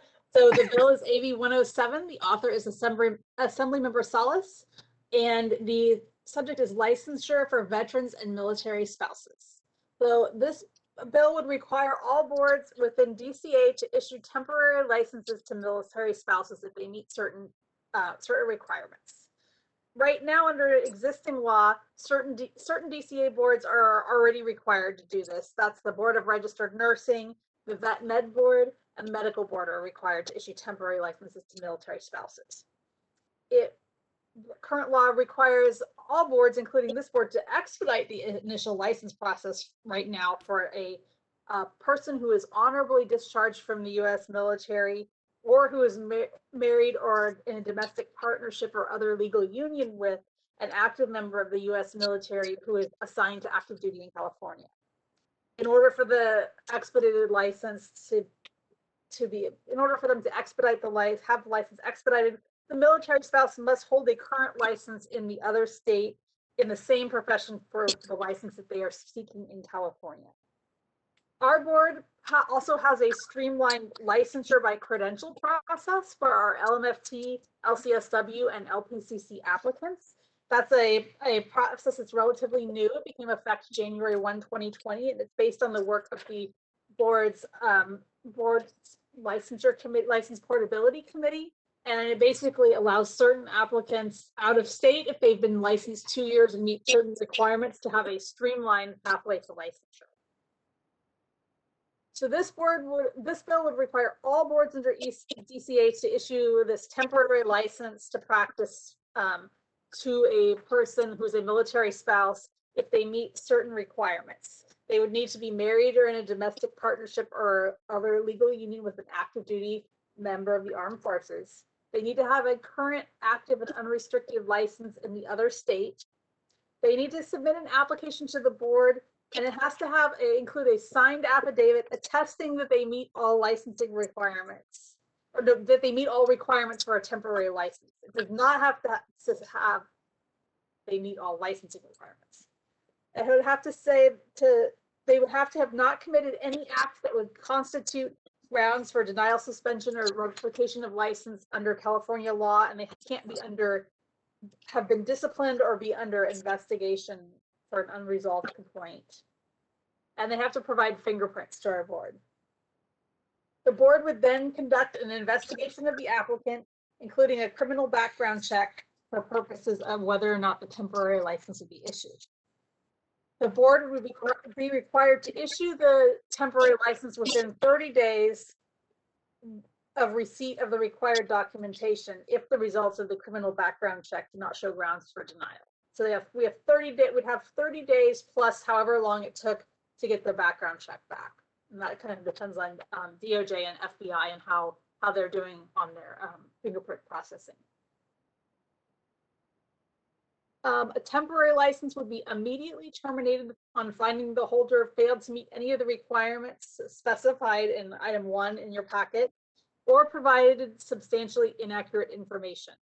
And then the temporary license would expire 12 months after issuance, upon issuance of an expedited license, a standard license, or a license by endorsement. The board would be permitted, if it needed to draft and submit regulations to the department by June of 2022. And the bill states that the temporary license program shall not apply to a board with a process in place for this type of applicant to receive expedited temporary authorization. So this board doesn't have that, so the bill would apply. And then requires various state agencies, including DCA, to compile information on military and veteran and spouse licensure into an annual report for the legislature. So some thoughts on this bill. The board does not currently have a temporary license status, and we don't have license reciprocity with other states, but we do have this license by credential pathway to licensure. And we're also already required to expedite the licensure for military spouses. So staff has some concerns that as written, this bill requires that to obtain a temporary license, it kind of bypasses some of the licensure processes. The license, it does not require that the license requirements in the other state where the person holds a license need to be substantially equivalent to the licensure requirements in California. And it does not require that the board pass the applicant pass the required board exams. Also, it does raise some continuity of care concerns. If you have a temporary license is valid for a 12-month period, if the person were to not meet the requirements, at the end of that 12-month period, then the temporary license would be terminated, and then any clients that that person was seeing would be without their therapist. So unlike some professions where licensure, you don't necessarily see a licensee on an ongoing basis, therapy is a pretty personal one-on-one process where you're kind of counting on long-term that provider being available to you. The board, in terms of staffing and Bree's impact, the board does not have a temporary license status, so one would need to be created within the Bree system. We think from the licensing unit's perspective that the cost could be absorbed. In terms of Bree's programming, we've kind of left that there in the process of estimating that, how much it would cost to program a temporary license in. We do think at a staff level that the license by credential might be sufficient to cover these individuals already. It was really that process was put in place by SB 679, and that was really a result of a lengthy deliberation process by our board's license portability committee on the best way to balance ease of licensure across state lines with public protection and the need for practitioners to be prepared to practice in California's diverse environment. So under that bill, the military, any applicant would have to have had their current license for at least 2 years, and then they would have to have the license would have to be at the highest level for independent clinical practice. And then the applicant would have to take California specific coursework, such as California law and ethics, California cultures, and child abuse assessment and reporting specific to California. And also under the license portability pathway that we currently have, the person would need to take the California law and ethics examination. So that process is kind of already in place and going well. This would create kind of another slightly different pathway that didn't have certain protections built necessarily. And of course, when I'm talking about all of this, I'm not talking about LEPs. LEPs don't have license portability. So if this bill were to apply to them, I don't think it would be a huge concern. The only other state that licenses LEPs is in Massachusetts. I've included their requirements in the packet. They're fairly similar to California's. So not as worried about this applying to LEPs. We would really just look at an LEP's license and see if they were equivalent or not. So in terms of the Policy and Advocacy Committee, they considered this at its April meeting and recommended an oppose unless amended position on the bill and asked that the board be removed from the provisions of the bill. And then staff also, after that meeting, reached out to the author's office to relay the committee's concerns.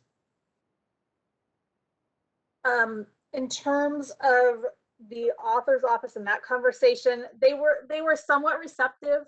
They understood where we were coming from. They said they were willing to consider requiring the law and ethics exam and also the California specific coursework. They noted that we would have 30 days to, and also the time for the receipt of the criminal background check to see if the person met the qualifications for licensure. I expressed a concern. There was an amendment after the Policy and Advocacy Committee considered this bill that basically it appears to remove the expiration of the temporary license upon the board's denial of the expedited license. So I had some concerns that this could allow an individual to continue practicing until the 1-year period is up, even though the requirements that the board has found they aren't going to meet the requirements. They're not going to be able to get a full-time license. They said that they didn't see that as the case. They said that the temporary license can be terminated if they don't meet the requirements.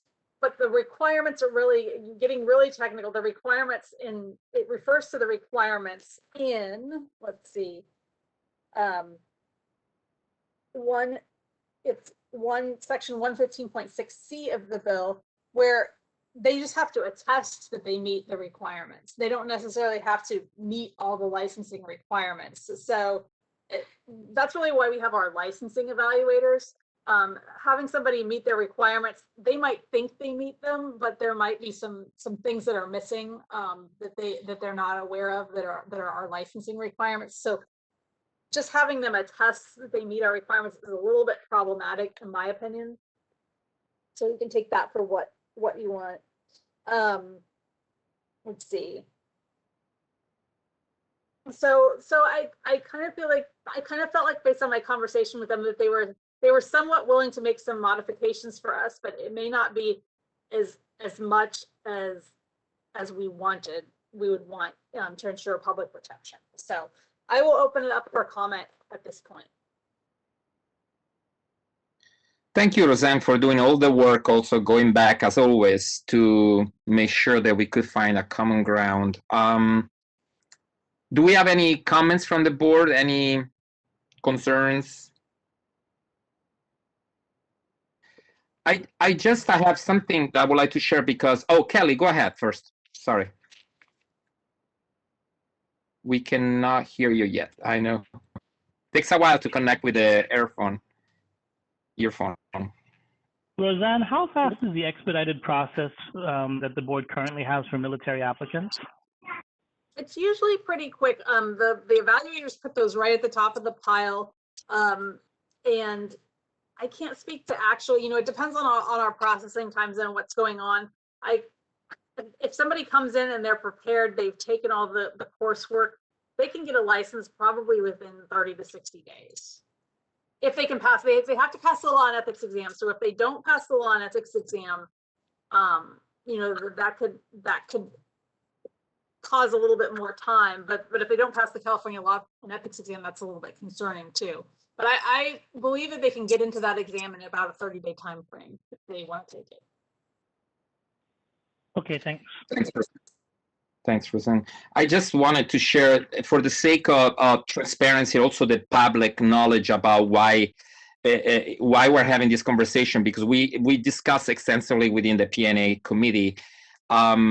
Not all licenses in the United States are the same and are held to the same accountability as the state of California. So from the consumer protection standpoint of view, we want to make sure that we don't open opportunities for discriminatory practices to come forward. I'm just going to share a couple situations. We have some states which do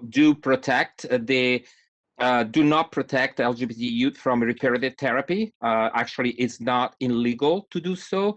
There are states that actively will punish the therapists if they do trans care. They can even lose their license. So there are major discrepancies. So just for the sake of public knowledge, understanding that we're not trying to put barriers to military spouses, it's not personal. It has to do really with guaranteeing the protection of the public, especially for licensees that come from states where they haven't had to obtain certain requirements in order to pass their license. This is not to take away from their professionalism, their ability to do clinical work whatsoever. It's just a matter of knowledge and actually even protecting the licensee as well, because coming into a state that requires a lot of conditions for performing clinical work and not being aware of those could actually put them in jeopardy as well as soon as they start practicing. So I just wanted to share that for the sake of the public understanding why we're having this conversation, and I ended there. Anyone else from the board? Otherwise, we can definitely consult the public. Okay, moderator, if you can open the public portion, thank you. This is the moderator, and at the direction of the board, I have opened the Q&A panel. If you would like to submit a public comment for your reference being displayed on your screen are instructions. You will be provided 2 minutes and given a 15-second warning. With that, I will allow time for individuals access this feature.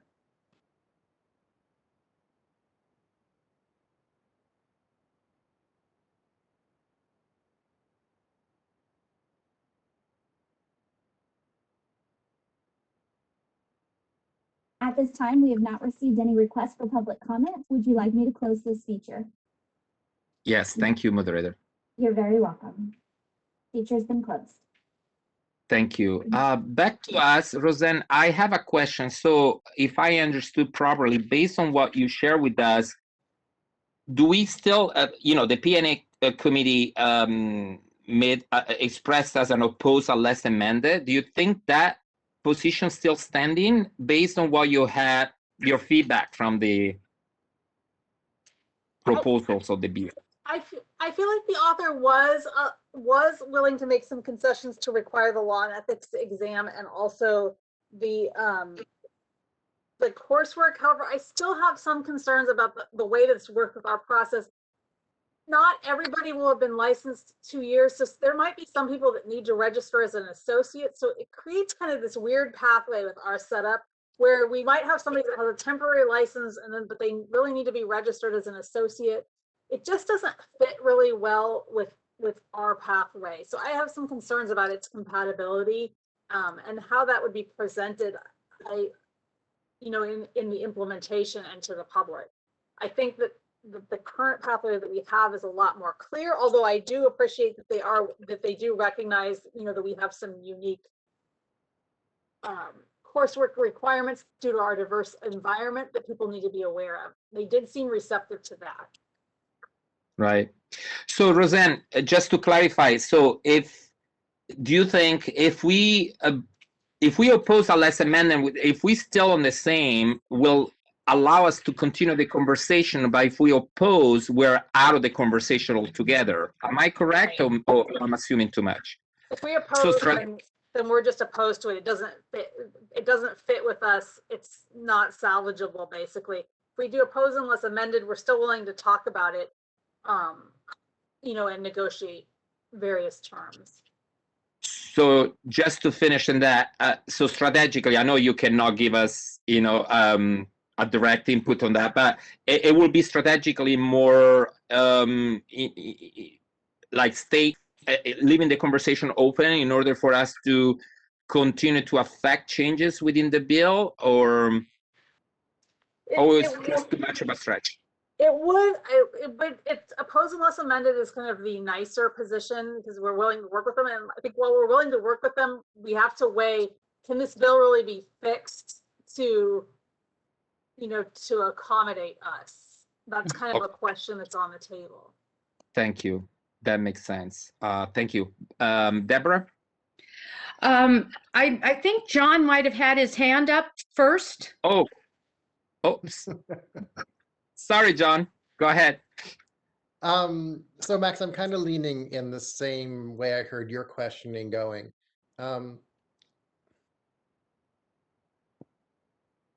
It feels like this particular bill isn't moving as more with our desire for amendments as our previous experience with a similar bill.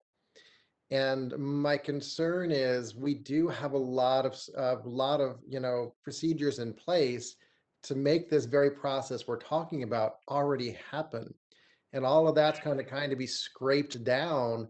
And I am concerned about this idea that the letters LMFT in California mean a certain thing, but they mean very different things in different states and what their capabilities and processes are.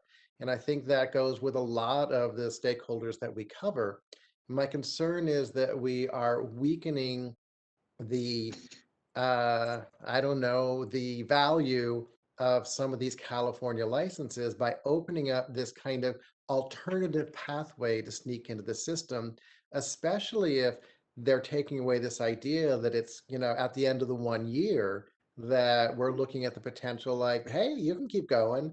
And also the thing that was identified by the committee as well is that in therapeutic process, we are looking for an ongoing, type of support. So my question will be, could we really just push that part of the amendment is that we're carved out? Because you're right, this bill could be really powerful for some of the other boards that exist, that I've looked at who's supporting it. I can see where their support would come from.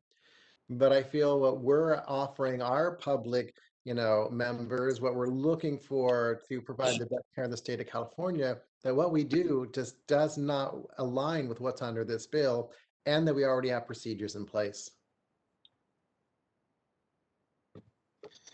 Thank you, John. Thank you so much. That was really helpful. And now, yes, Deborah. Okay, here's my question. There are several bills that address this, and it's Not that this board is opposed to that. It is, as John said, and as Max have said, instead of trying to make something fit that doesn't quite fit, don't you believe that there are bills that we could support that do fit, that might be able to accomplish the same goal? This is to Roseanne. There are three other that are on the table for today. They all have to do with fees and waiving various fees. I think that there are other ways that we can support. We are the license portability committee, the bill that they put in was really a big step, and it's been well received in terms of streamlining license process for everybody that's already has a license in another state if it's been held for 2 years, not just military spouses, but we also expedite military spouses. So we're really already doing, they're getting the quickest possible outcome that they can. It's just a matter of, do you want to give them a temporary license that adds another layer? We've already definitely, I think, come a long way in terms of how we expedite licenses for these individuals. Okay, thank you. Thank you, Roseanne. Did I miss any other raised hands? So it sounds like to me that, our board members are leaning towards just completely carved out, the board. So, so maybe I'll make a motion, is to recommend the board to oppose if amended and to exclude BBS from this bill. Right, it would be oppose unless amended. Yeah, oppose unless amended, yes. I would like to second that, Christina. Okay. And since we have a motion on the floor, I would like to go back to the public. Moderator, thank you.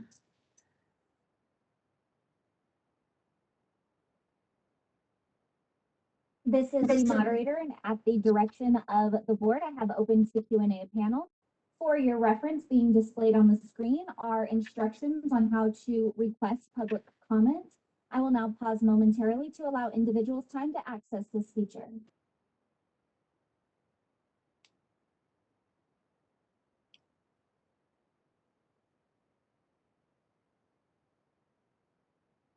At this time, we have not received any requests for public comment. Would you like me to close this feature? Thank you so much, moderator. Yes. You're welcome. Feature has been closed.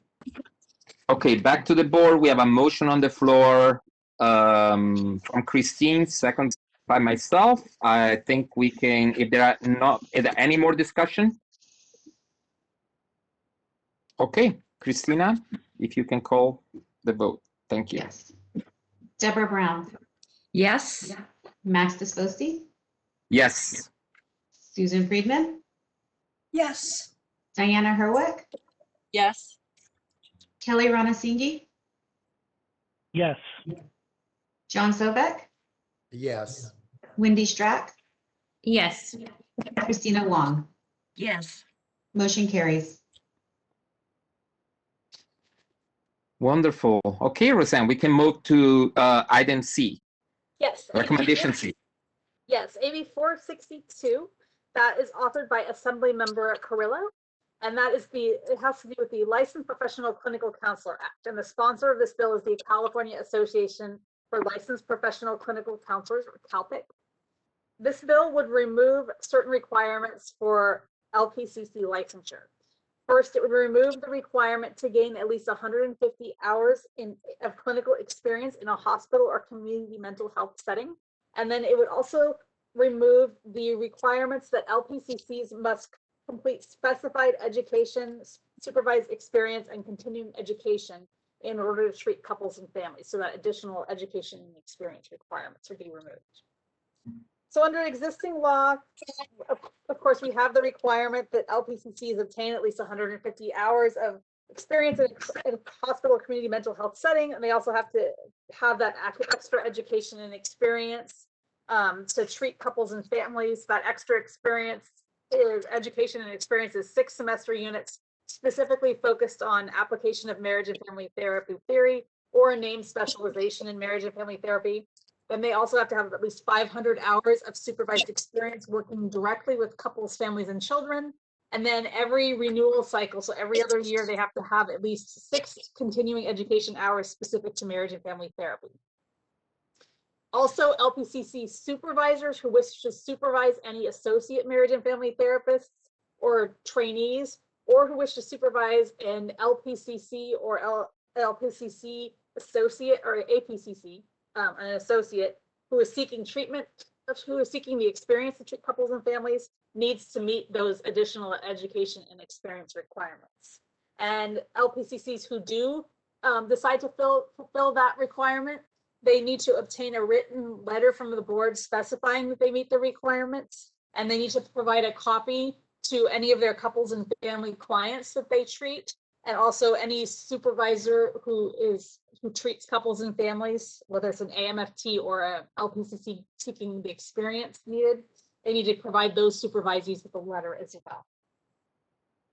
So the bill is sponsored by CalPIC, as I said, and they note that the requirements have caused a hardship for LPCCs in obtaining licensure and becoming hired by various entities. They note that the 150 hours in a community mental health setting is outside the standard of practice for postgraduate experience nationally for the profession. It's really hard for them to find these hours because they're so few, so they often need to leave their employment just to gain the 150 hours. And placement's difficult because the sites know that they're going to be leaving after the 150 hours most likely, and so it's costly for them to train them and have them working there for just a short period of time. The sponsor also notes that of all 50 states that license LPCCs, California is the only one that prohibits LPCCs from assessing or treating couples and family without the specific additional training. So to support this, CalPIC has provided a couple of attachments. Attachment A provides relevant sections of LPCC licensing law that identify where LPCCs receive couples and families education and experience in their training that is already required for licensure aside from that requirement. And they had CalPIC had several educators review the law to prepare that document. And then attachment B, they've compiled an overview of other states' laws that relate to LPCCs working with couples and families. So the LPCC, California was the last state to license LPCCs. The licensure of LPCCs became law in 2009 with the passage of SB 788. And so the two requirements that this bill is talking about eliminating were actually negotiated into the bill as part of the negotiation process. There were other entities at the time that had some concerns with LPCC licensure. It was new. They really wanted to make sure that these individuals, had proper training and experience. So they negotiated these particular pieces in.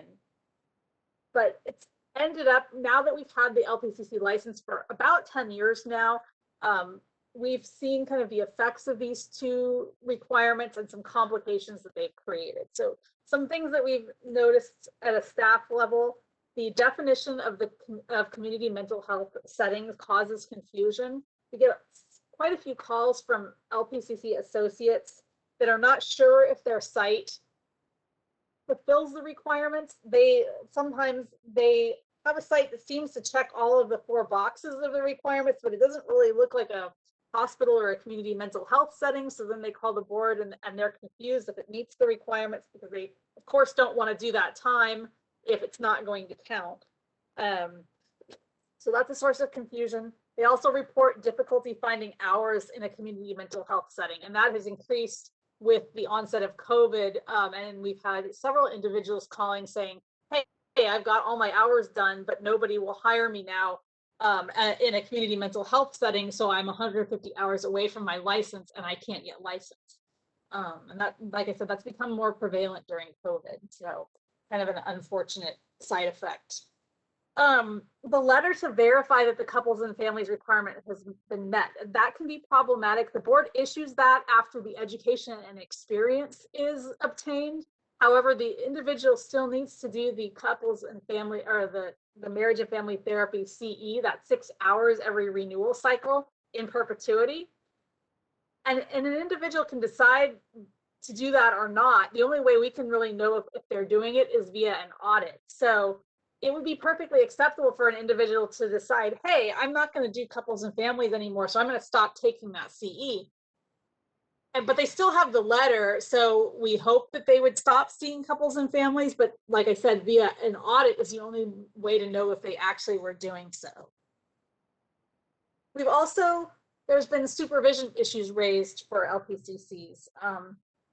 It can act as a disincentive for an employer to hire an LPCC because they can't supervise associate marriage and family therapists without the additional training. And so employers kind of indicate, well, why not hire somebody that can just automatically supervise everybody? That can be problematic. Also, a reluctance to hire LPCCs because of this issue and the continuing verification of the CE. That is not necessarily something they want to deal with or completely understand, so it's just maybe easier not to hire them. And then finally, it creates the requirement has created some confusion when we do law changes like the license portability. When we ran the license portability law, we carved out something that basically says if somebody's coming in from another state under license portability and that state allows treatment of couples and families, which they all do, then they don't have to create the extra requirements, but they do have to make sure that they take the CE. So that's kind of different. It's not the same coming in as it is in their old state. So that can cause some confusion.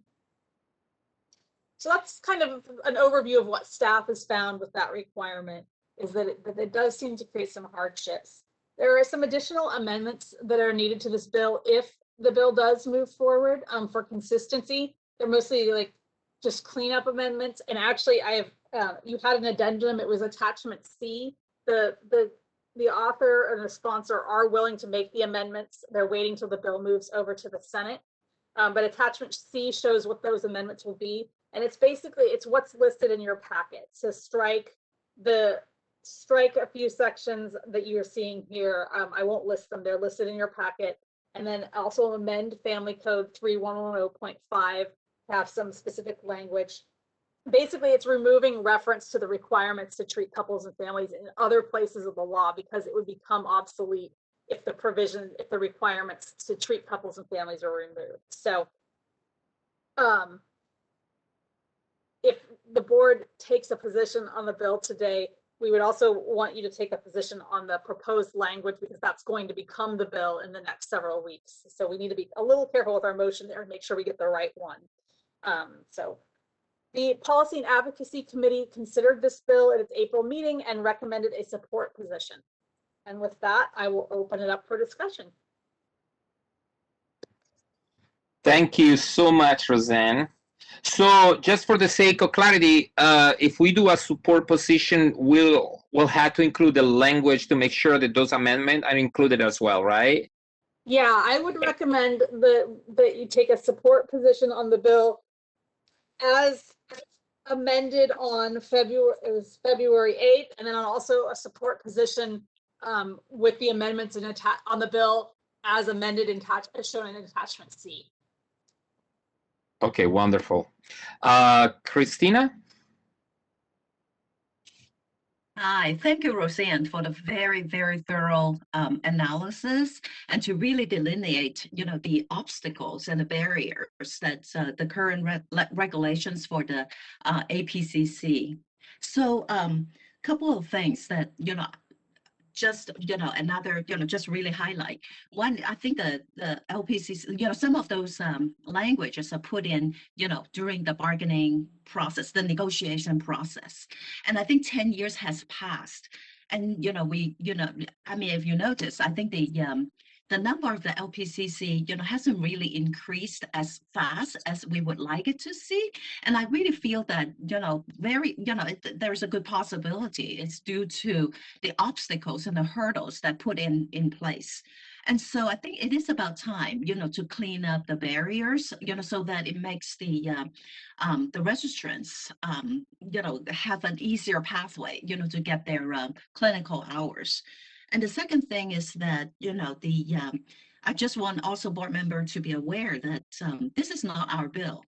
So actually, this is, I think it's important for us to have the voice, but at the same time, it will move forward with or without BBS, because it's already, in the, we're not the sponsor.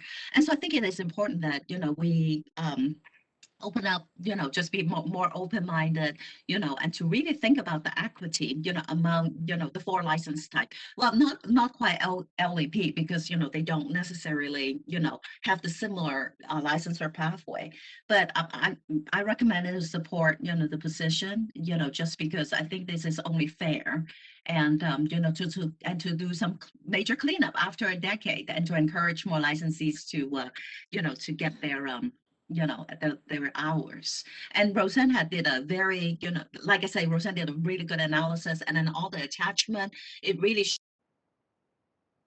those requirements, I think that the registrants will still be very competent, to meet the requirement, and, our board will still be able to see to have our consumer protection mandate accomplished. So I'm pretty comfortable with that. Thank you, Christina.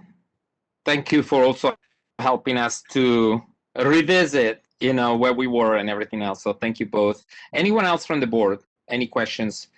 I see 2 of you. Diana. Just as an educator of, the LPC students and watching them try to find placements, they can find placements as students, but as already mentioned, it can be difficult finding that community mental health agency to take them post-degree.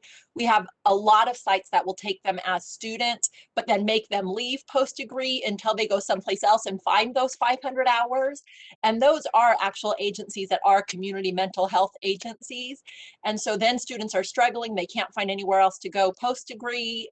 And so I think really just supporting this moves forward and gives them a viable pathway to get licensed. Of course, we've got everything else in place to, to verify that they've met the 3,000 hour requirements and everything. It's not like we're giving them an easy way to licensure. We're just giving them a viable option to licensure. So that's it. Thank you.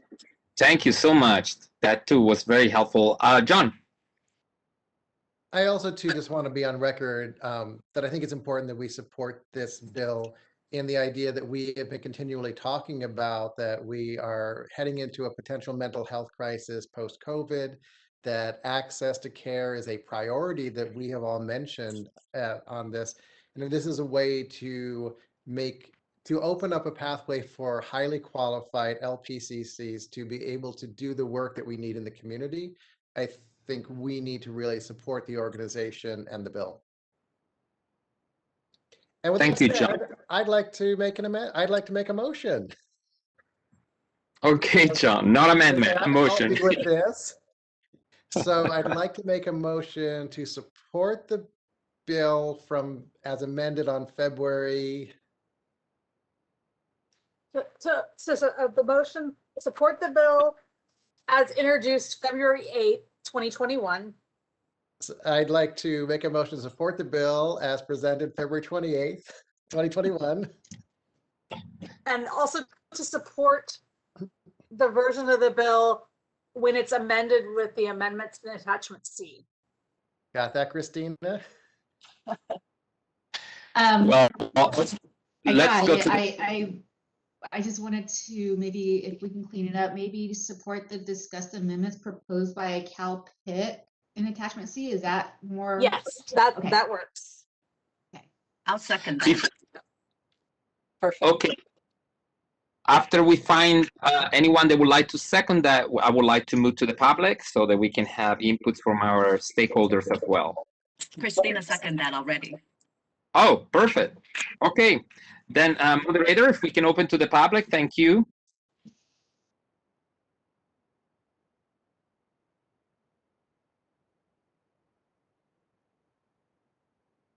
This is the moderator, and at the direction of the board, I have opened the Q&A panel.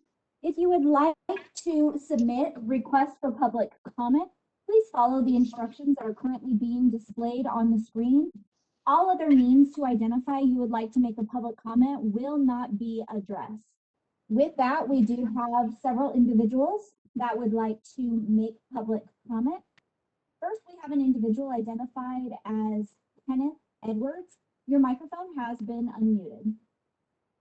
Good morning, everybody, and it's so great to see everybody's faces, and you all can't see that I'm still in my pajamas, so there. But I wanted to say first, thank you so much to the staff, the board, the other professions and associations, and many of our members who are on the phone today. And thank you so much, Roseanne, for your analysis and support throughout this process, and the comments from Christina and Diana and John. Those are really heartfelt, and we really appreciate it. You know, as everyone has stated, LPCCs have been in California for about 10 years now, and we've shown up time and time again with our cohorts on this call and proven ourselves over this time. You know, we want to see more access to mental health care. We want to uphold the highest standards of practice, and we want to continue to develop the workforce. At CalPIC, we're eternally grateful, and I know that I speak for Dean Porter when I say that this has been a long and sometimes arduous battle uphill, but it's for our patients and our clients and our communities, and they've benefited from the depth and the breadth and the range of the experience of all of us in the field, not just LPCCs, but everyone. So I want to say thank you again for the support, and thank you as we keep moving forward. Thank you, Kenneth.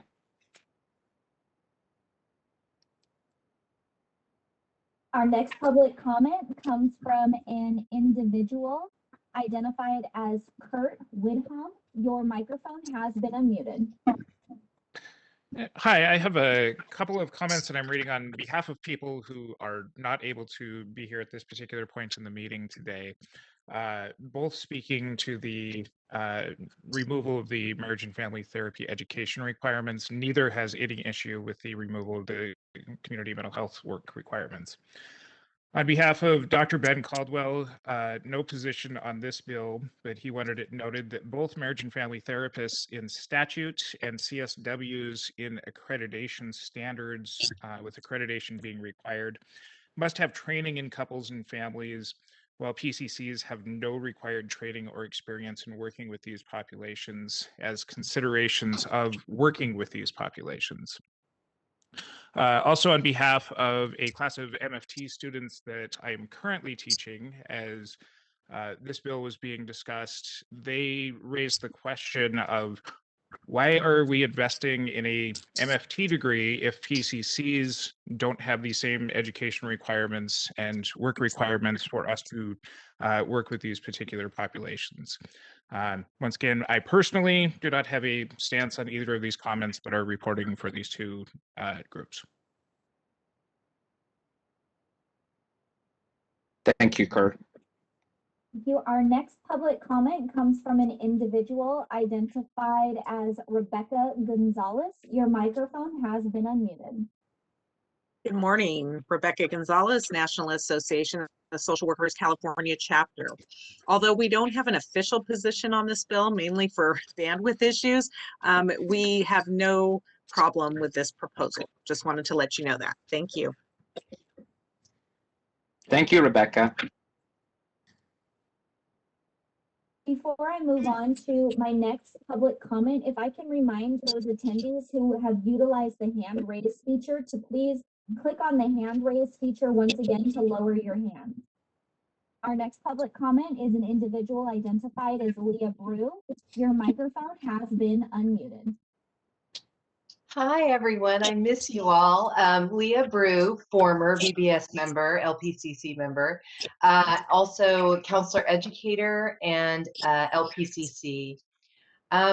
So the purpose of the board is for public safety, and the additional requirements LPCCs have had in the past have not necessarily improved public safety. And we have this evidenced by social workers who don't have the same requirement and are allowed to work with couples and families. We also have it with psychologists in the state who work with couples and families without having this requirement. And then we also have it in the other 49 states in the District of Columbia who don't have this requirement. I think if it was unsafe for LPCCs to see couples and families without this additional requirement, then we would have seen evidence of that, and other license types in mental health and other states would have made additional requirements. Finally, with regard to the question from one of the previous people about Ben Caldwell's question about why get the MFT degree. The MFT degree is a deeper emphasis on working with couples and families. So it's not that LPCCs aren't qualified to do so. Really, some of those differences are based on theoretical orientation. So it's just a different way of working with clients, and it's more 15 deeply seconds. steeped in that work. So thank you. I just wanted to let everyone know it's really not a public safety issue, which is the BBS's responsibility. Dr. Brew, it's always nice to hear from you. Thank you so much for taking your time. Showing up here is always very welcome, your contribution. Thank you so much. Our next public comment comes from an individual identified as Jennifer Alley. Your microphone has been unmuted. Good morning or almost good afternoon, board members. This is Jennifer Alley with the California Association of Marriage and Family Therapists. And I just want to let you know that CAMP is neutral on the bill, and we appreciate the thoughtful discussion today. Thank you. Thank you, Jennifer. At this time, we do not have any additional requests for public comment. Would you like me to close this feature? Thank you, moderator. Yes. And just as a reminder, attendee by the name of Kenneth Edwards, if you could please lower your hand. Thank you. Feature has been closed. Thank you again, moderator. And back to the board. We have a motion on the floor, so I would like to ask my fellow board member if anything has changed in the conversation that we just had. If not, we can go ahead and Kelly, I saw you, maybe you were trying to speak? No, okay, sorry. No, I'm not. I was just rubbing my face, sorry. It's okay, no worries, sorry. So if there are now any further discussions, we can go to vote. Christina?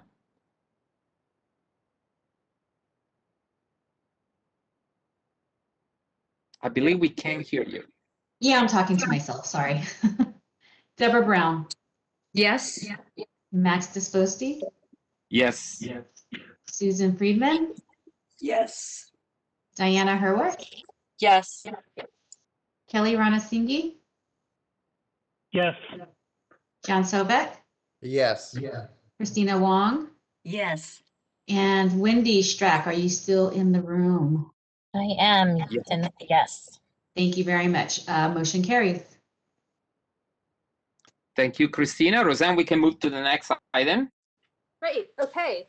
AB 646, that is authored by Assemblymember Lowe, and the title of the bill is Department of Consumer Affairs Boards Expunged Convictions. So this bill would require DCA boards, upon a licensee or former licensee's provision of a certified copy of expungement, to update the website with notification of the expungement order if the person is relicensed or reapplies for license, or to remove the posting of revocation and previously posted arrests, charges, and convictions if the person's license was revoked and if they have not reapplied and are no longer licensed. So under existing law, a board under DCA can suspend, revoke, or discipline a license based on the fact that the licensee has been convicted of a crime that is substantially related to the qualifications, functions, or duties of the profession that they're licensed for. Also, law requires specific state entities, including this board, to provide certain information on the internet regarding the status of every license issued. The public information must include suspensions and revocations of licenses and other related enforcement action. The medical board has a similar requirement to what's being proposed here. It's not exactly the same, but it is similar. They're required to post information on the website about any final revocations and suspensions taken, or the surrender of a license, any felony convictions, and any misdemeanor convictions that are not subsequently withdrawn or dismissed. The medical board, with this information, for any required postings of a felony or misdemeanor, if there's an expungement, they are required to post notification of an expungement order and the date within 6 months of them receiving it. So under this bill, the board would be required to remove or post an expungement date within 90 days of receiving the expungement order, unless it's prohibited by another law. And the board could also charge a reasonable fee to cover the cost. In terms of the cost, I spoke with the medical board, and they indicate that one person handles this workload, and it's a small portion of their duties. It's not a significant impact, so I don't think that there would be a major fiscal impact to do this. Medical board is approximately the same size as us, just a little bigger. So I think it would probably be that's a safe comparison to make. The author, they are seeking, of course, to reduce employment barriers for individuals and improve their opportunities to seek meaningful employment once they've been rehabilitated. The board took a position on a similar bill to this last year, AB 1616, did not make it through the legislative process, but the board had it in a support if amended position. The board at the time had expressed concerns about certain things. Mainly regarding the removal of a posting if somebody did not become relicensed or did not reapply for licenses, because sometimes our revoked licensees go on to do certain other things. They could work in an exempt setting where you don't technically need a license to work there. It's kind of up to the employer. If a revoked license posting is removed from the website, those settings will have no way of knowing that one of their unlicensed practitioners has a revoked license. A revoked licensee could also decide to practice in another state, and if there's no posting on our board's website, then there would be no record of a revoked posting. And then also, when a board revokes a license, sometimes a former licensee will go into another similar field that doesn't require a license, like a life coach is a good example of that, where it's kind of along the lines of similar, but it's not exactly the same. And if that were the case, then a potential client of theirs would not know that they had a revoked license from the board.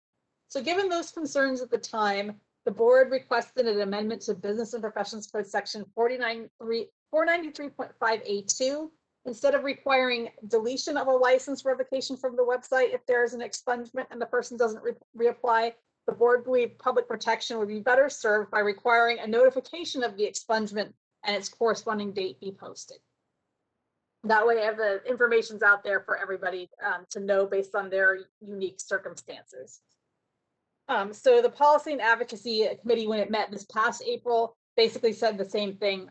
They said take a support amended position with the suggested amendments to 493.582. I did also reach out to the author's office to after the P&A committee meeting to express the committee's concerns and feedback. And the author's office was very receptive to the it was actually the Assembly BMP staff that's staffing the bill. They were very receptive. They understand that our board can be kind of unique in certain situations from other licensing boards. And so they understood that we have exempt settings and that we, have the life coaches are a sort of a similar practitioner, that sometimes that can happen if our license is revoked. So the staffer offered me 2 scenarios that she wanted me to run by the board.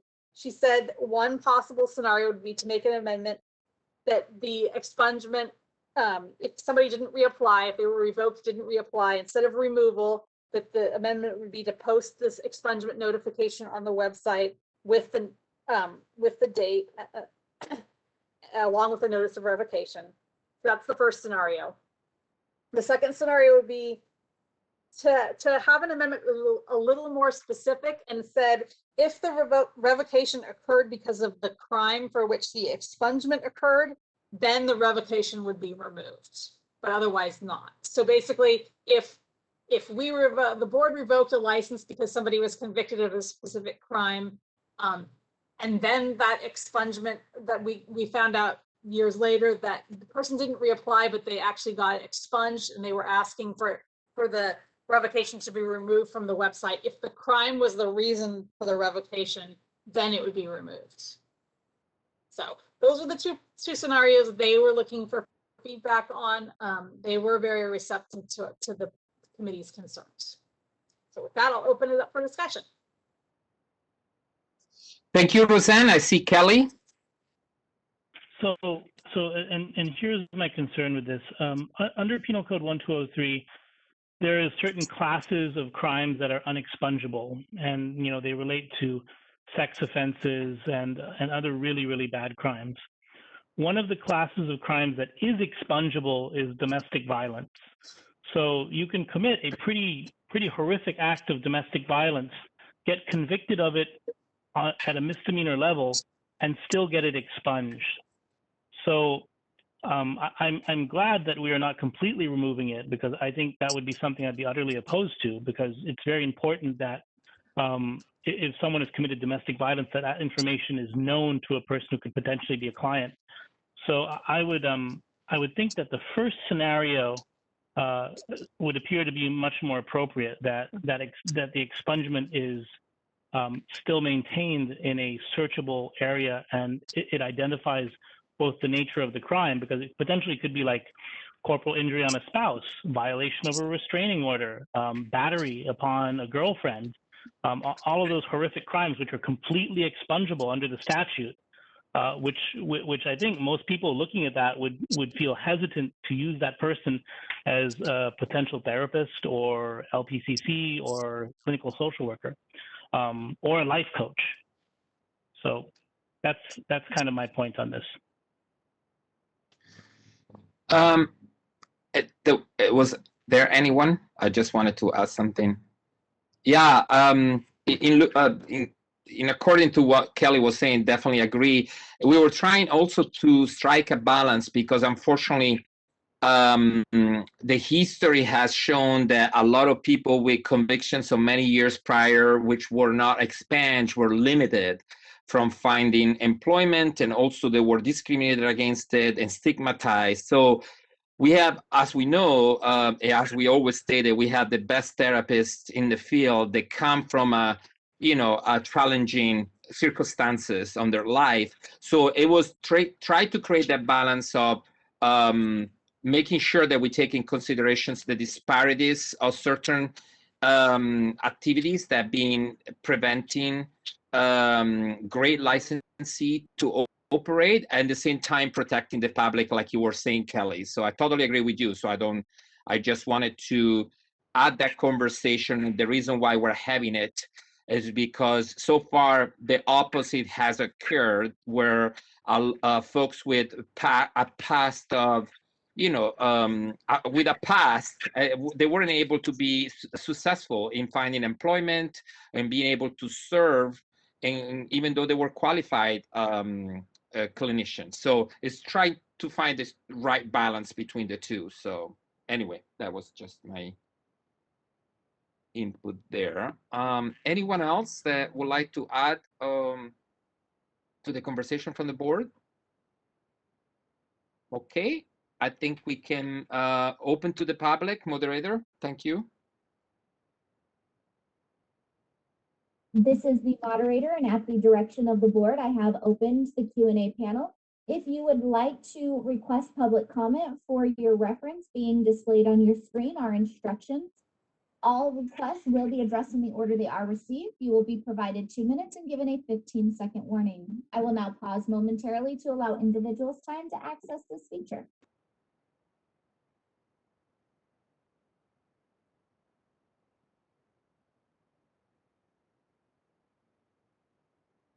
At this time, we have not received any requests for public comment. Would you like me to close this feature? Yes, thank you, moderator. You're welcome. Feature has been closed. Okay, back to the board. Any more conversation of a motion based on what Roseanne has shared with us? Anyone would like to move forward with a motion? And Roseanne, what would be, based on the suggestion, how the motion should be articulated? So I guess what we need to discuss is the board leaning toward the requirement that's similar to the motion that the P&A committee took, which is amending 493.5A2 to, instead of requiring deletion of the license revocation if there's an expungement and they don't reapply, require a notification of the expungement and the corresponding date be posted, or option 2, only allow the revocation to be removed if the expungement occurred, if the revocation was due to the crime for which the expungement occurred.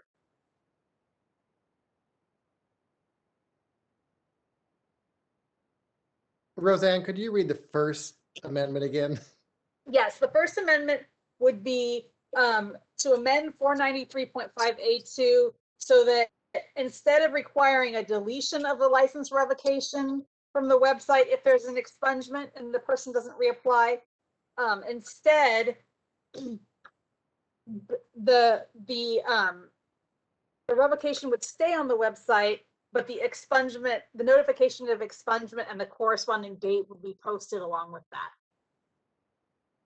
And I would lean towards that amendment because I think it keeps us with informed consumers. Okay. I would agree because it would say expunged 243E1 or 237 point such. It would allow the consumer to see both the crime and the expungement. So that seems to be much more logical. And I agree with that. It seems like, for consumer protection, and at least we have that piece of information in there, to inform them, who this person background is, and then they can, they can have a full informed, informed, about, that person's background, experience and stuff. So I agree. So I'll go ahead and make a motion to Roseanne. Why don't you help us say the option 1 again? Yes, the motion would be support if amended and to request an amendment to BPC section 493.5A2 so that if there, instead of requiring deletion of a license revocation from the website, if there is an expungement and the person does not reapply, instead, the bill should require a notification of the expungement and corresponding date be posted with the revocation. That's the motion. Yes. Second. Okay, since we have a motion and a second, I would like to ask the moderator to go back to the public and see if there are any comments or inputs. Thank you, moderator. You're welcome. This is the moderator, and at the direction of the board, I have opened the Q&A panel. For your reference, being displayed on your screen are instructions to request public comment. Please click on the question mark within the square located in the lower portion of your screen and type, "I would like to make a comment." As a reminder, you will be provided 2 minutes and given a 15-second warning. I will now pause momentarily to allow individuals time to access this feature.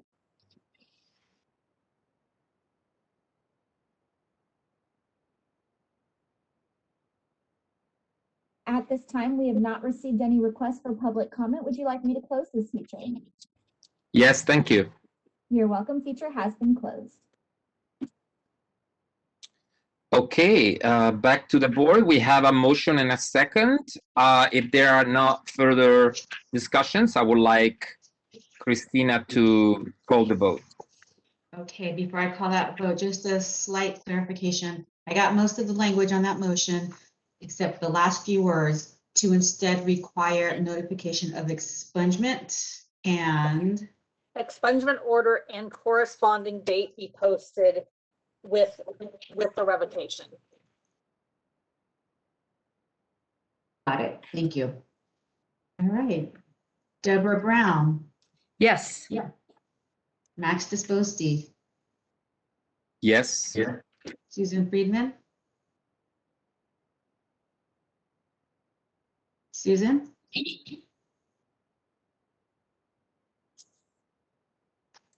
Susan, are you unmuted?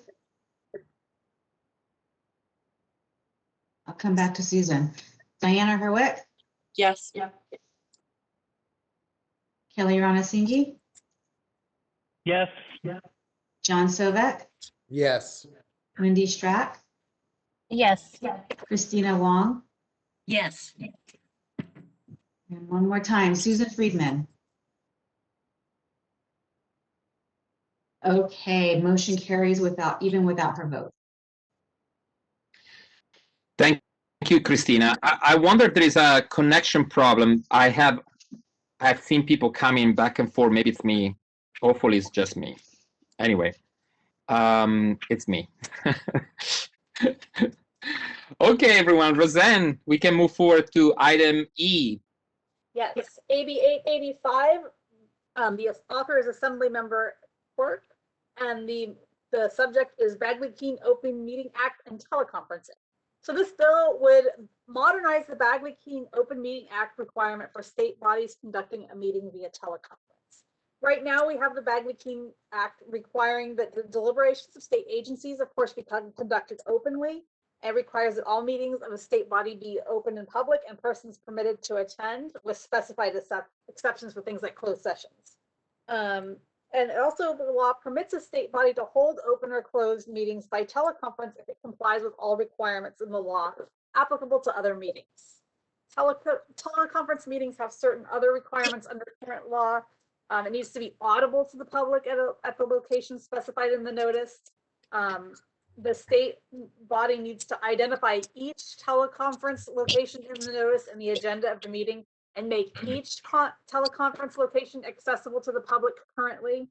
Of course, right now we have a law waiver for that. So we're talking about during normal times, what the law says. And there has to be an opportunity for members of the public to address the state body at each teleconference location. So this bill would modernize things a little bit to allow teleconferencing, because of course we've made a lot of progress on that subject because of COVID. It would redefine teleconference as a meeting of a state body where members are connected through both audio and video means, not just audio. It would require a teleconference meeting to be both audibly and visually observable to the public at the location specified in the notice. And it would amend the requirement about each teleconference location a little bit. An agenda would be required to be posted at the designated primary physical meeting location. But it deletes the requirement that each teleconference location must be identified in meeting notices and agendas and be accessible to the public. So that's provides a little bit more flexibility where you might have board members, having meetings from their houses and things like that. So it'll provide a little bit more flexibility. It also would require that the board provide an opportunity for members of the public to address the state body via teleconference at each teleconference location. Continues to require at least one member of the state body be physically present at the location in the notice.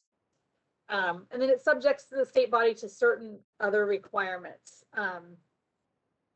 They must provide at least 24-hour notice before the meeting, identifying who will be participating remotely. It would permit a quorum to consist of members in attendance via teleconference or in person. So remote members could count toward establishing a quorum. And when a member participates remotely, the state body must provide a means by which the public may remotely observe the proceedings, both audibly and visually, and participate remotely. And it has to provide access about how to do the remote participation within 24 hours. Also, if a remote access fails during a meeting, the state body would be required to adjourn. So basically, the author is saying they're trying to modernize the teleconference statute of the Bagley-Keene Act in order to encourage more participation and engagement in the public meeting process. The board has found anecdotally that the board's public participation seems to increase since the board's meetings have been available via video conferencing. Currently, we use a WebEx setup that would likely require some changes if the meeting were partially in person, and would also have some parties that are remotely. So there might be some changes to the WebEx so that everybody in the meeting location could see each other and everybody on the screens. So the DCA legislative unit has looked into how our WebEx is looking into how our WebEx, the department's WebEx subscription handles that. I did speak with, so the Policy and Advocacy Committee recommended a support position on this bill, and it directed staff to reach out to the author's office at that time to inquire about also including a requirement for teleconference meetings to include transcription and translating technology for people who might use ASL or speak other languages, so that the access could be increased for those individuals as well. So I did speak with the author's office. They were very receptive. They did indicate that they're having some trouble moving this bill forward. It's actually become a 2-year bill.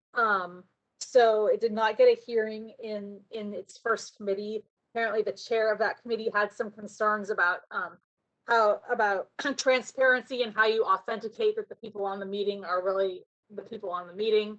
So they're having some internal discussions about that, but they are hoping to move the bill forward next year as a 2-year bill. So I think it's important to still take a position if the board would like to weigh in, because it could possibly move in January and then the board would have a position. They did indicate regarding the translation, they totally understood the request and wanting to make the meetings accessible. They had a concern at this time with the bill having trouble moving forward as is. That would add additional costs that might make it difficult to get it out of appropriations. So they're trying to focus on the modernization of the Bagley-Keene Act right now, but they did acknowledge the importance of those of increasing accessibility further. So that was their feedback. I will open it up for our discussion. Thank you as always, Roseanne. Deborah? Roseanne, I have a quick question. Are there any, or are they planning to have any restrictions if the board member happens to be out of state? It does not say anything about out of state. There's no location requirements other than the person be on the call. So it's the exact location. It could be, and we've had teleconference, board members teleconferencing before where the person was on vacation out of state or country. So it doesn't restrict that. Okay.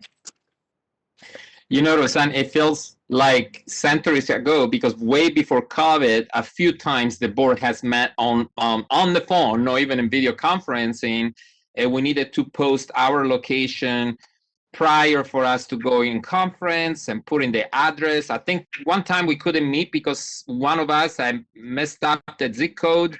That was exactly the same. So what we're doing here is to transfer all those already present legislative, protections into teleconferencing, so that people have more access and we are more clear about, the locations and and also the accessibility. So yeah, it feels some time ago.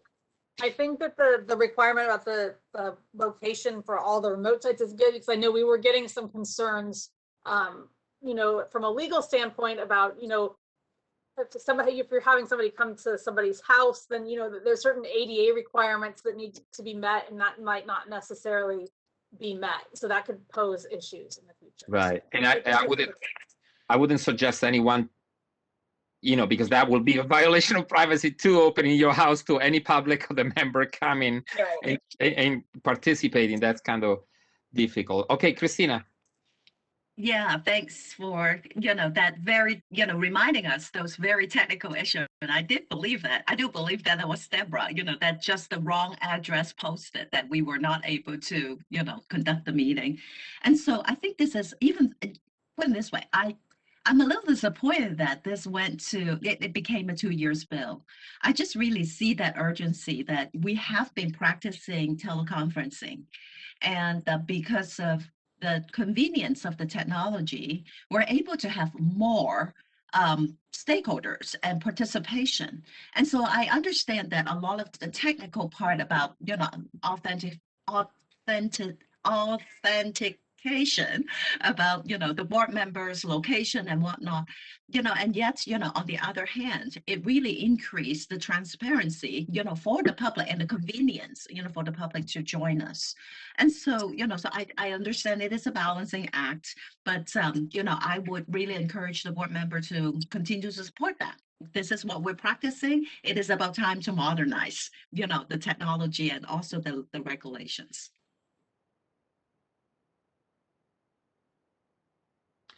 Thank you, Christina. Anyone? Oh, Kelly?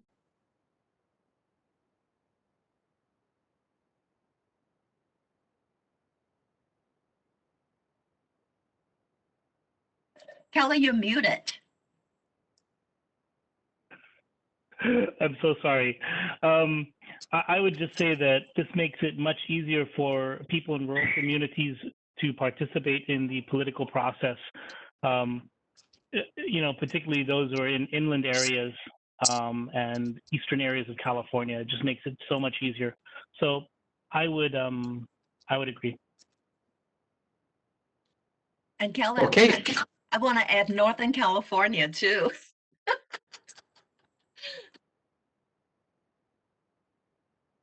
Okay, if there are any more discussion, I would like to move to the public. Moderator, thank you.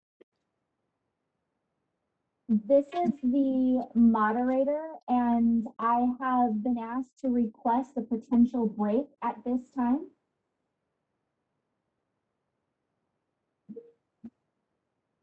We can, if you would like, I can go ahead and open to public comment, but when we come back, would it be okay to take a quick break? Yes, absolutely, moderator. Sorry, I missed what you were saying. Yes, no, thank you. Quite all right. So at the direction of the board, I have opened the Q&A panel. If you would like to request public comment, currently being displayed on your screen are instructions. Please click on the question mark within the square located in the lower right-hand corner and type, "I would like to make public comment." All requests will be addressed in the order they are received. I will now pause momentarily to allow individuals time to access this feature.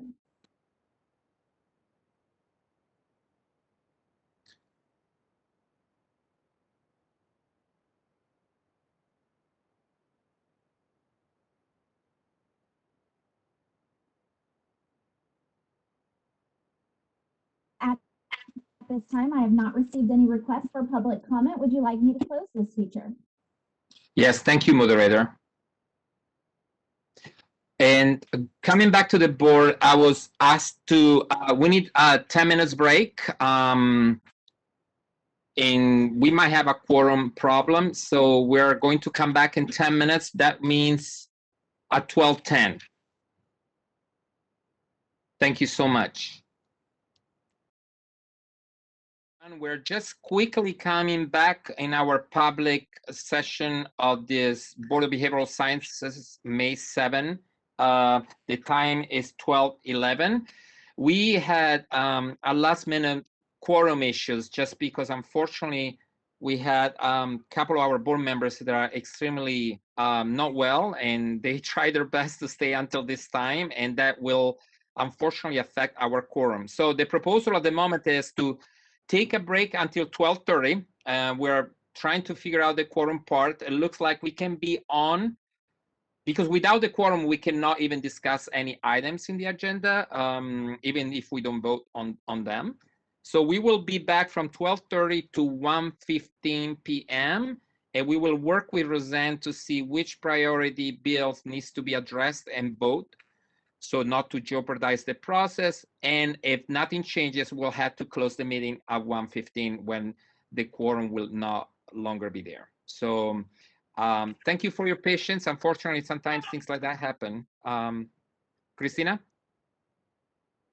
Okay, I thought there was a comment. Okay, so we are resuming. No, it's not a comment. Okay, we are going on a break. We are resuming at 12:30. Thank you so much, everyone.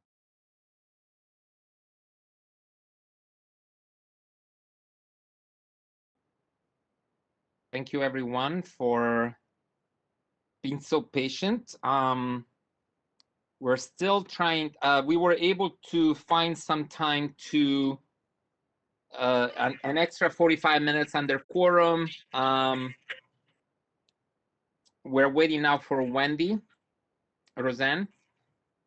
Without Wendy, we don't have the quorum, and I know she's coming back in about 10 minutes. But I would like for us to stay on so that we can actually, make any decision in regards to the continuation of the meeting or not, in case that's necessary. So bear with me. Max? Yes, Deborah. And I don't know, I'm just going to throw out something, so I'm just talking out loud, not asking for the quorum. We don't need this. Since we're so strapped for time, perhaps Roseanne could just give us the highlights. She has the recommendation from the P&A. And if it differs, and maybe this is a time when is being recorded. Okay. And if it differs in such a way that that needs more clarification, that those are the ones we highlight. But otherwise, if it's nothing has changed, maybe this is when the board members have faith that what we discussed in P&A and made recommendations was what we stay with this time. Yeah. Thanks for bringing. Yeah, go ahead, Roseanne. Sorry, Max. Yes, we've reshuffled priorities a little bit, and we will try to go through them as quickly as possible, just with the very basic essential information. So yeah, we'll try to move as quick as we can. Right. And and we cannot make any decision at the moment. I just remind you. So even in that case, as soon as Wendy is back, we can definitely resume any possible decision-making process, even in regards to the procedure of today's meeting. With Roseanne, we met to prioritize some of these items that need to be addressed, and so they cannot be postponed. And we might be able to, to focus on some of them. So we'll see,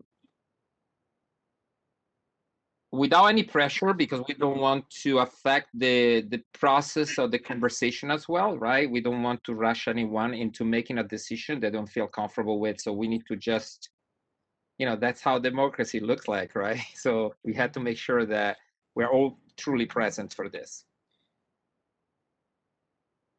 And we have to be okay that some things don't get done. There is that too, as well. Max, will we be able to set a special meeting after this to finish the items we haven't done?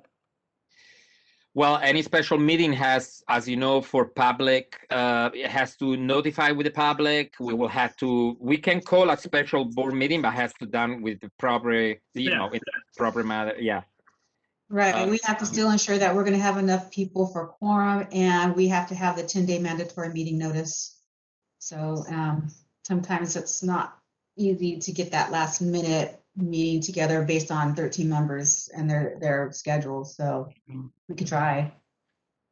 So this is Sabina. Can you hear me? Yes, Sabina. Okay, so just as a reminder, I thought I'd kind of summarize where we're at and what we're going to do as soon as we begin our meeting again. So we're going to finish up that last bill that we were discussing and that you had finished taking public comment on.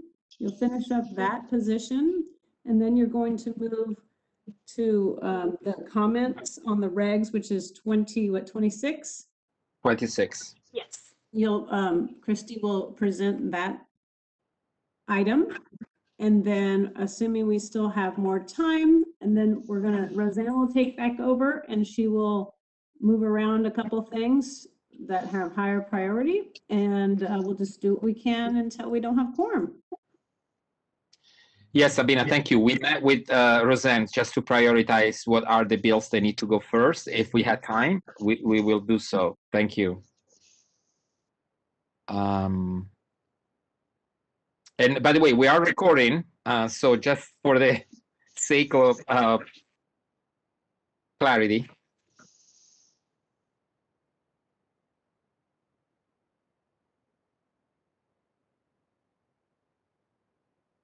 What's the current bill we're on right now?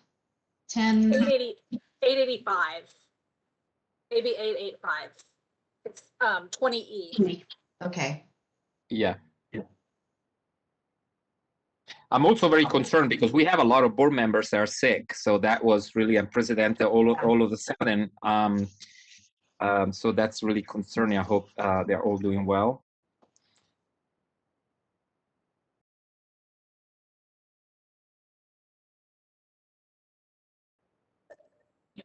Are we taking a break or?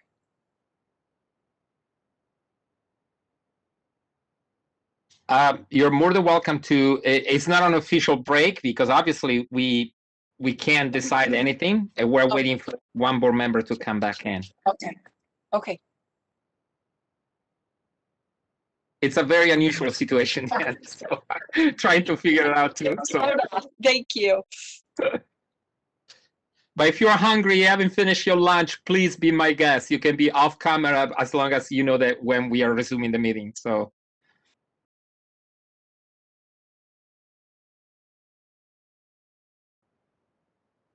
This is the moderator. I just want to check in with call-in user number 11. I'm going to unmute your mic. If you would please identify yourself. Call-in user number 11.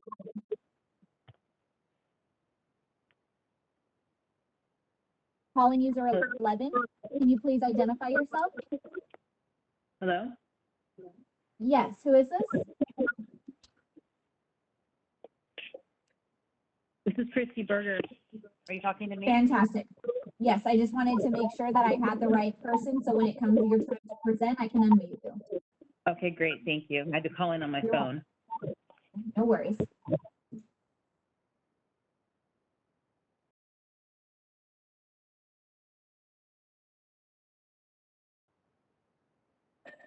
Are we being recorded? Are we in the public or are we broadcasting? We are. Oh, okay. We are because we told the public we were coming back at 12:30, but we cannot resume yet officially. Then I will stop playing with my virtual background. Okay.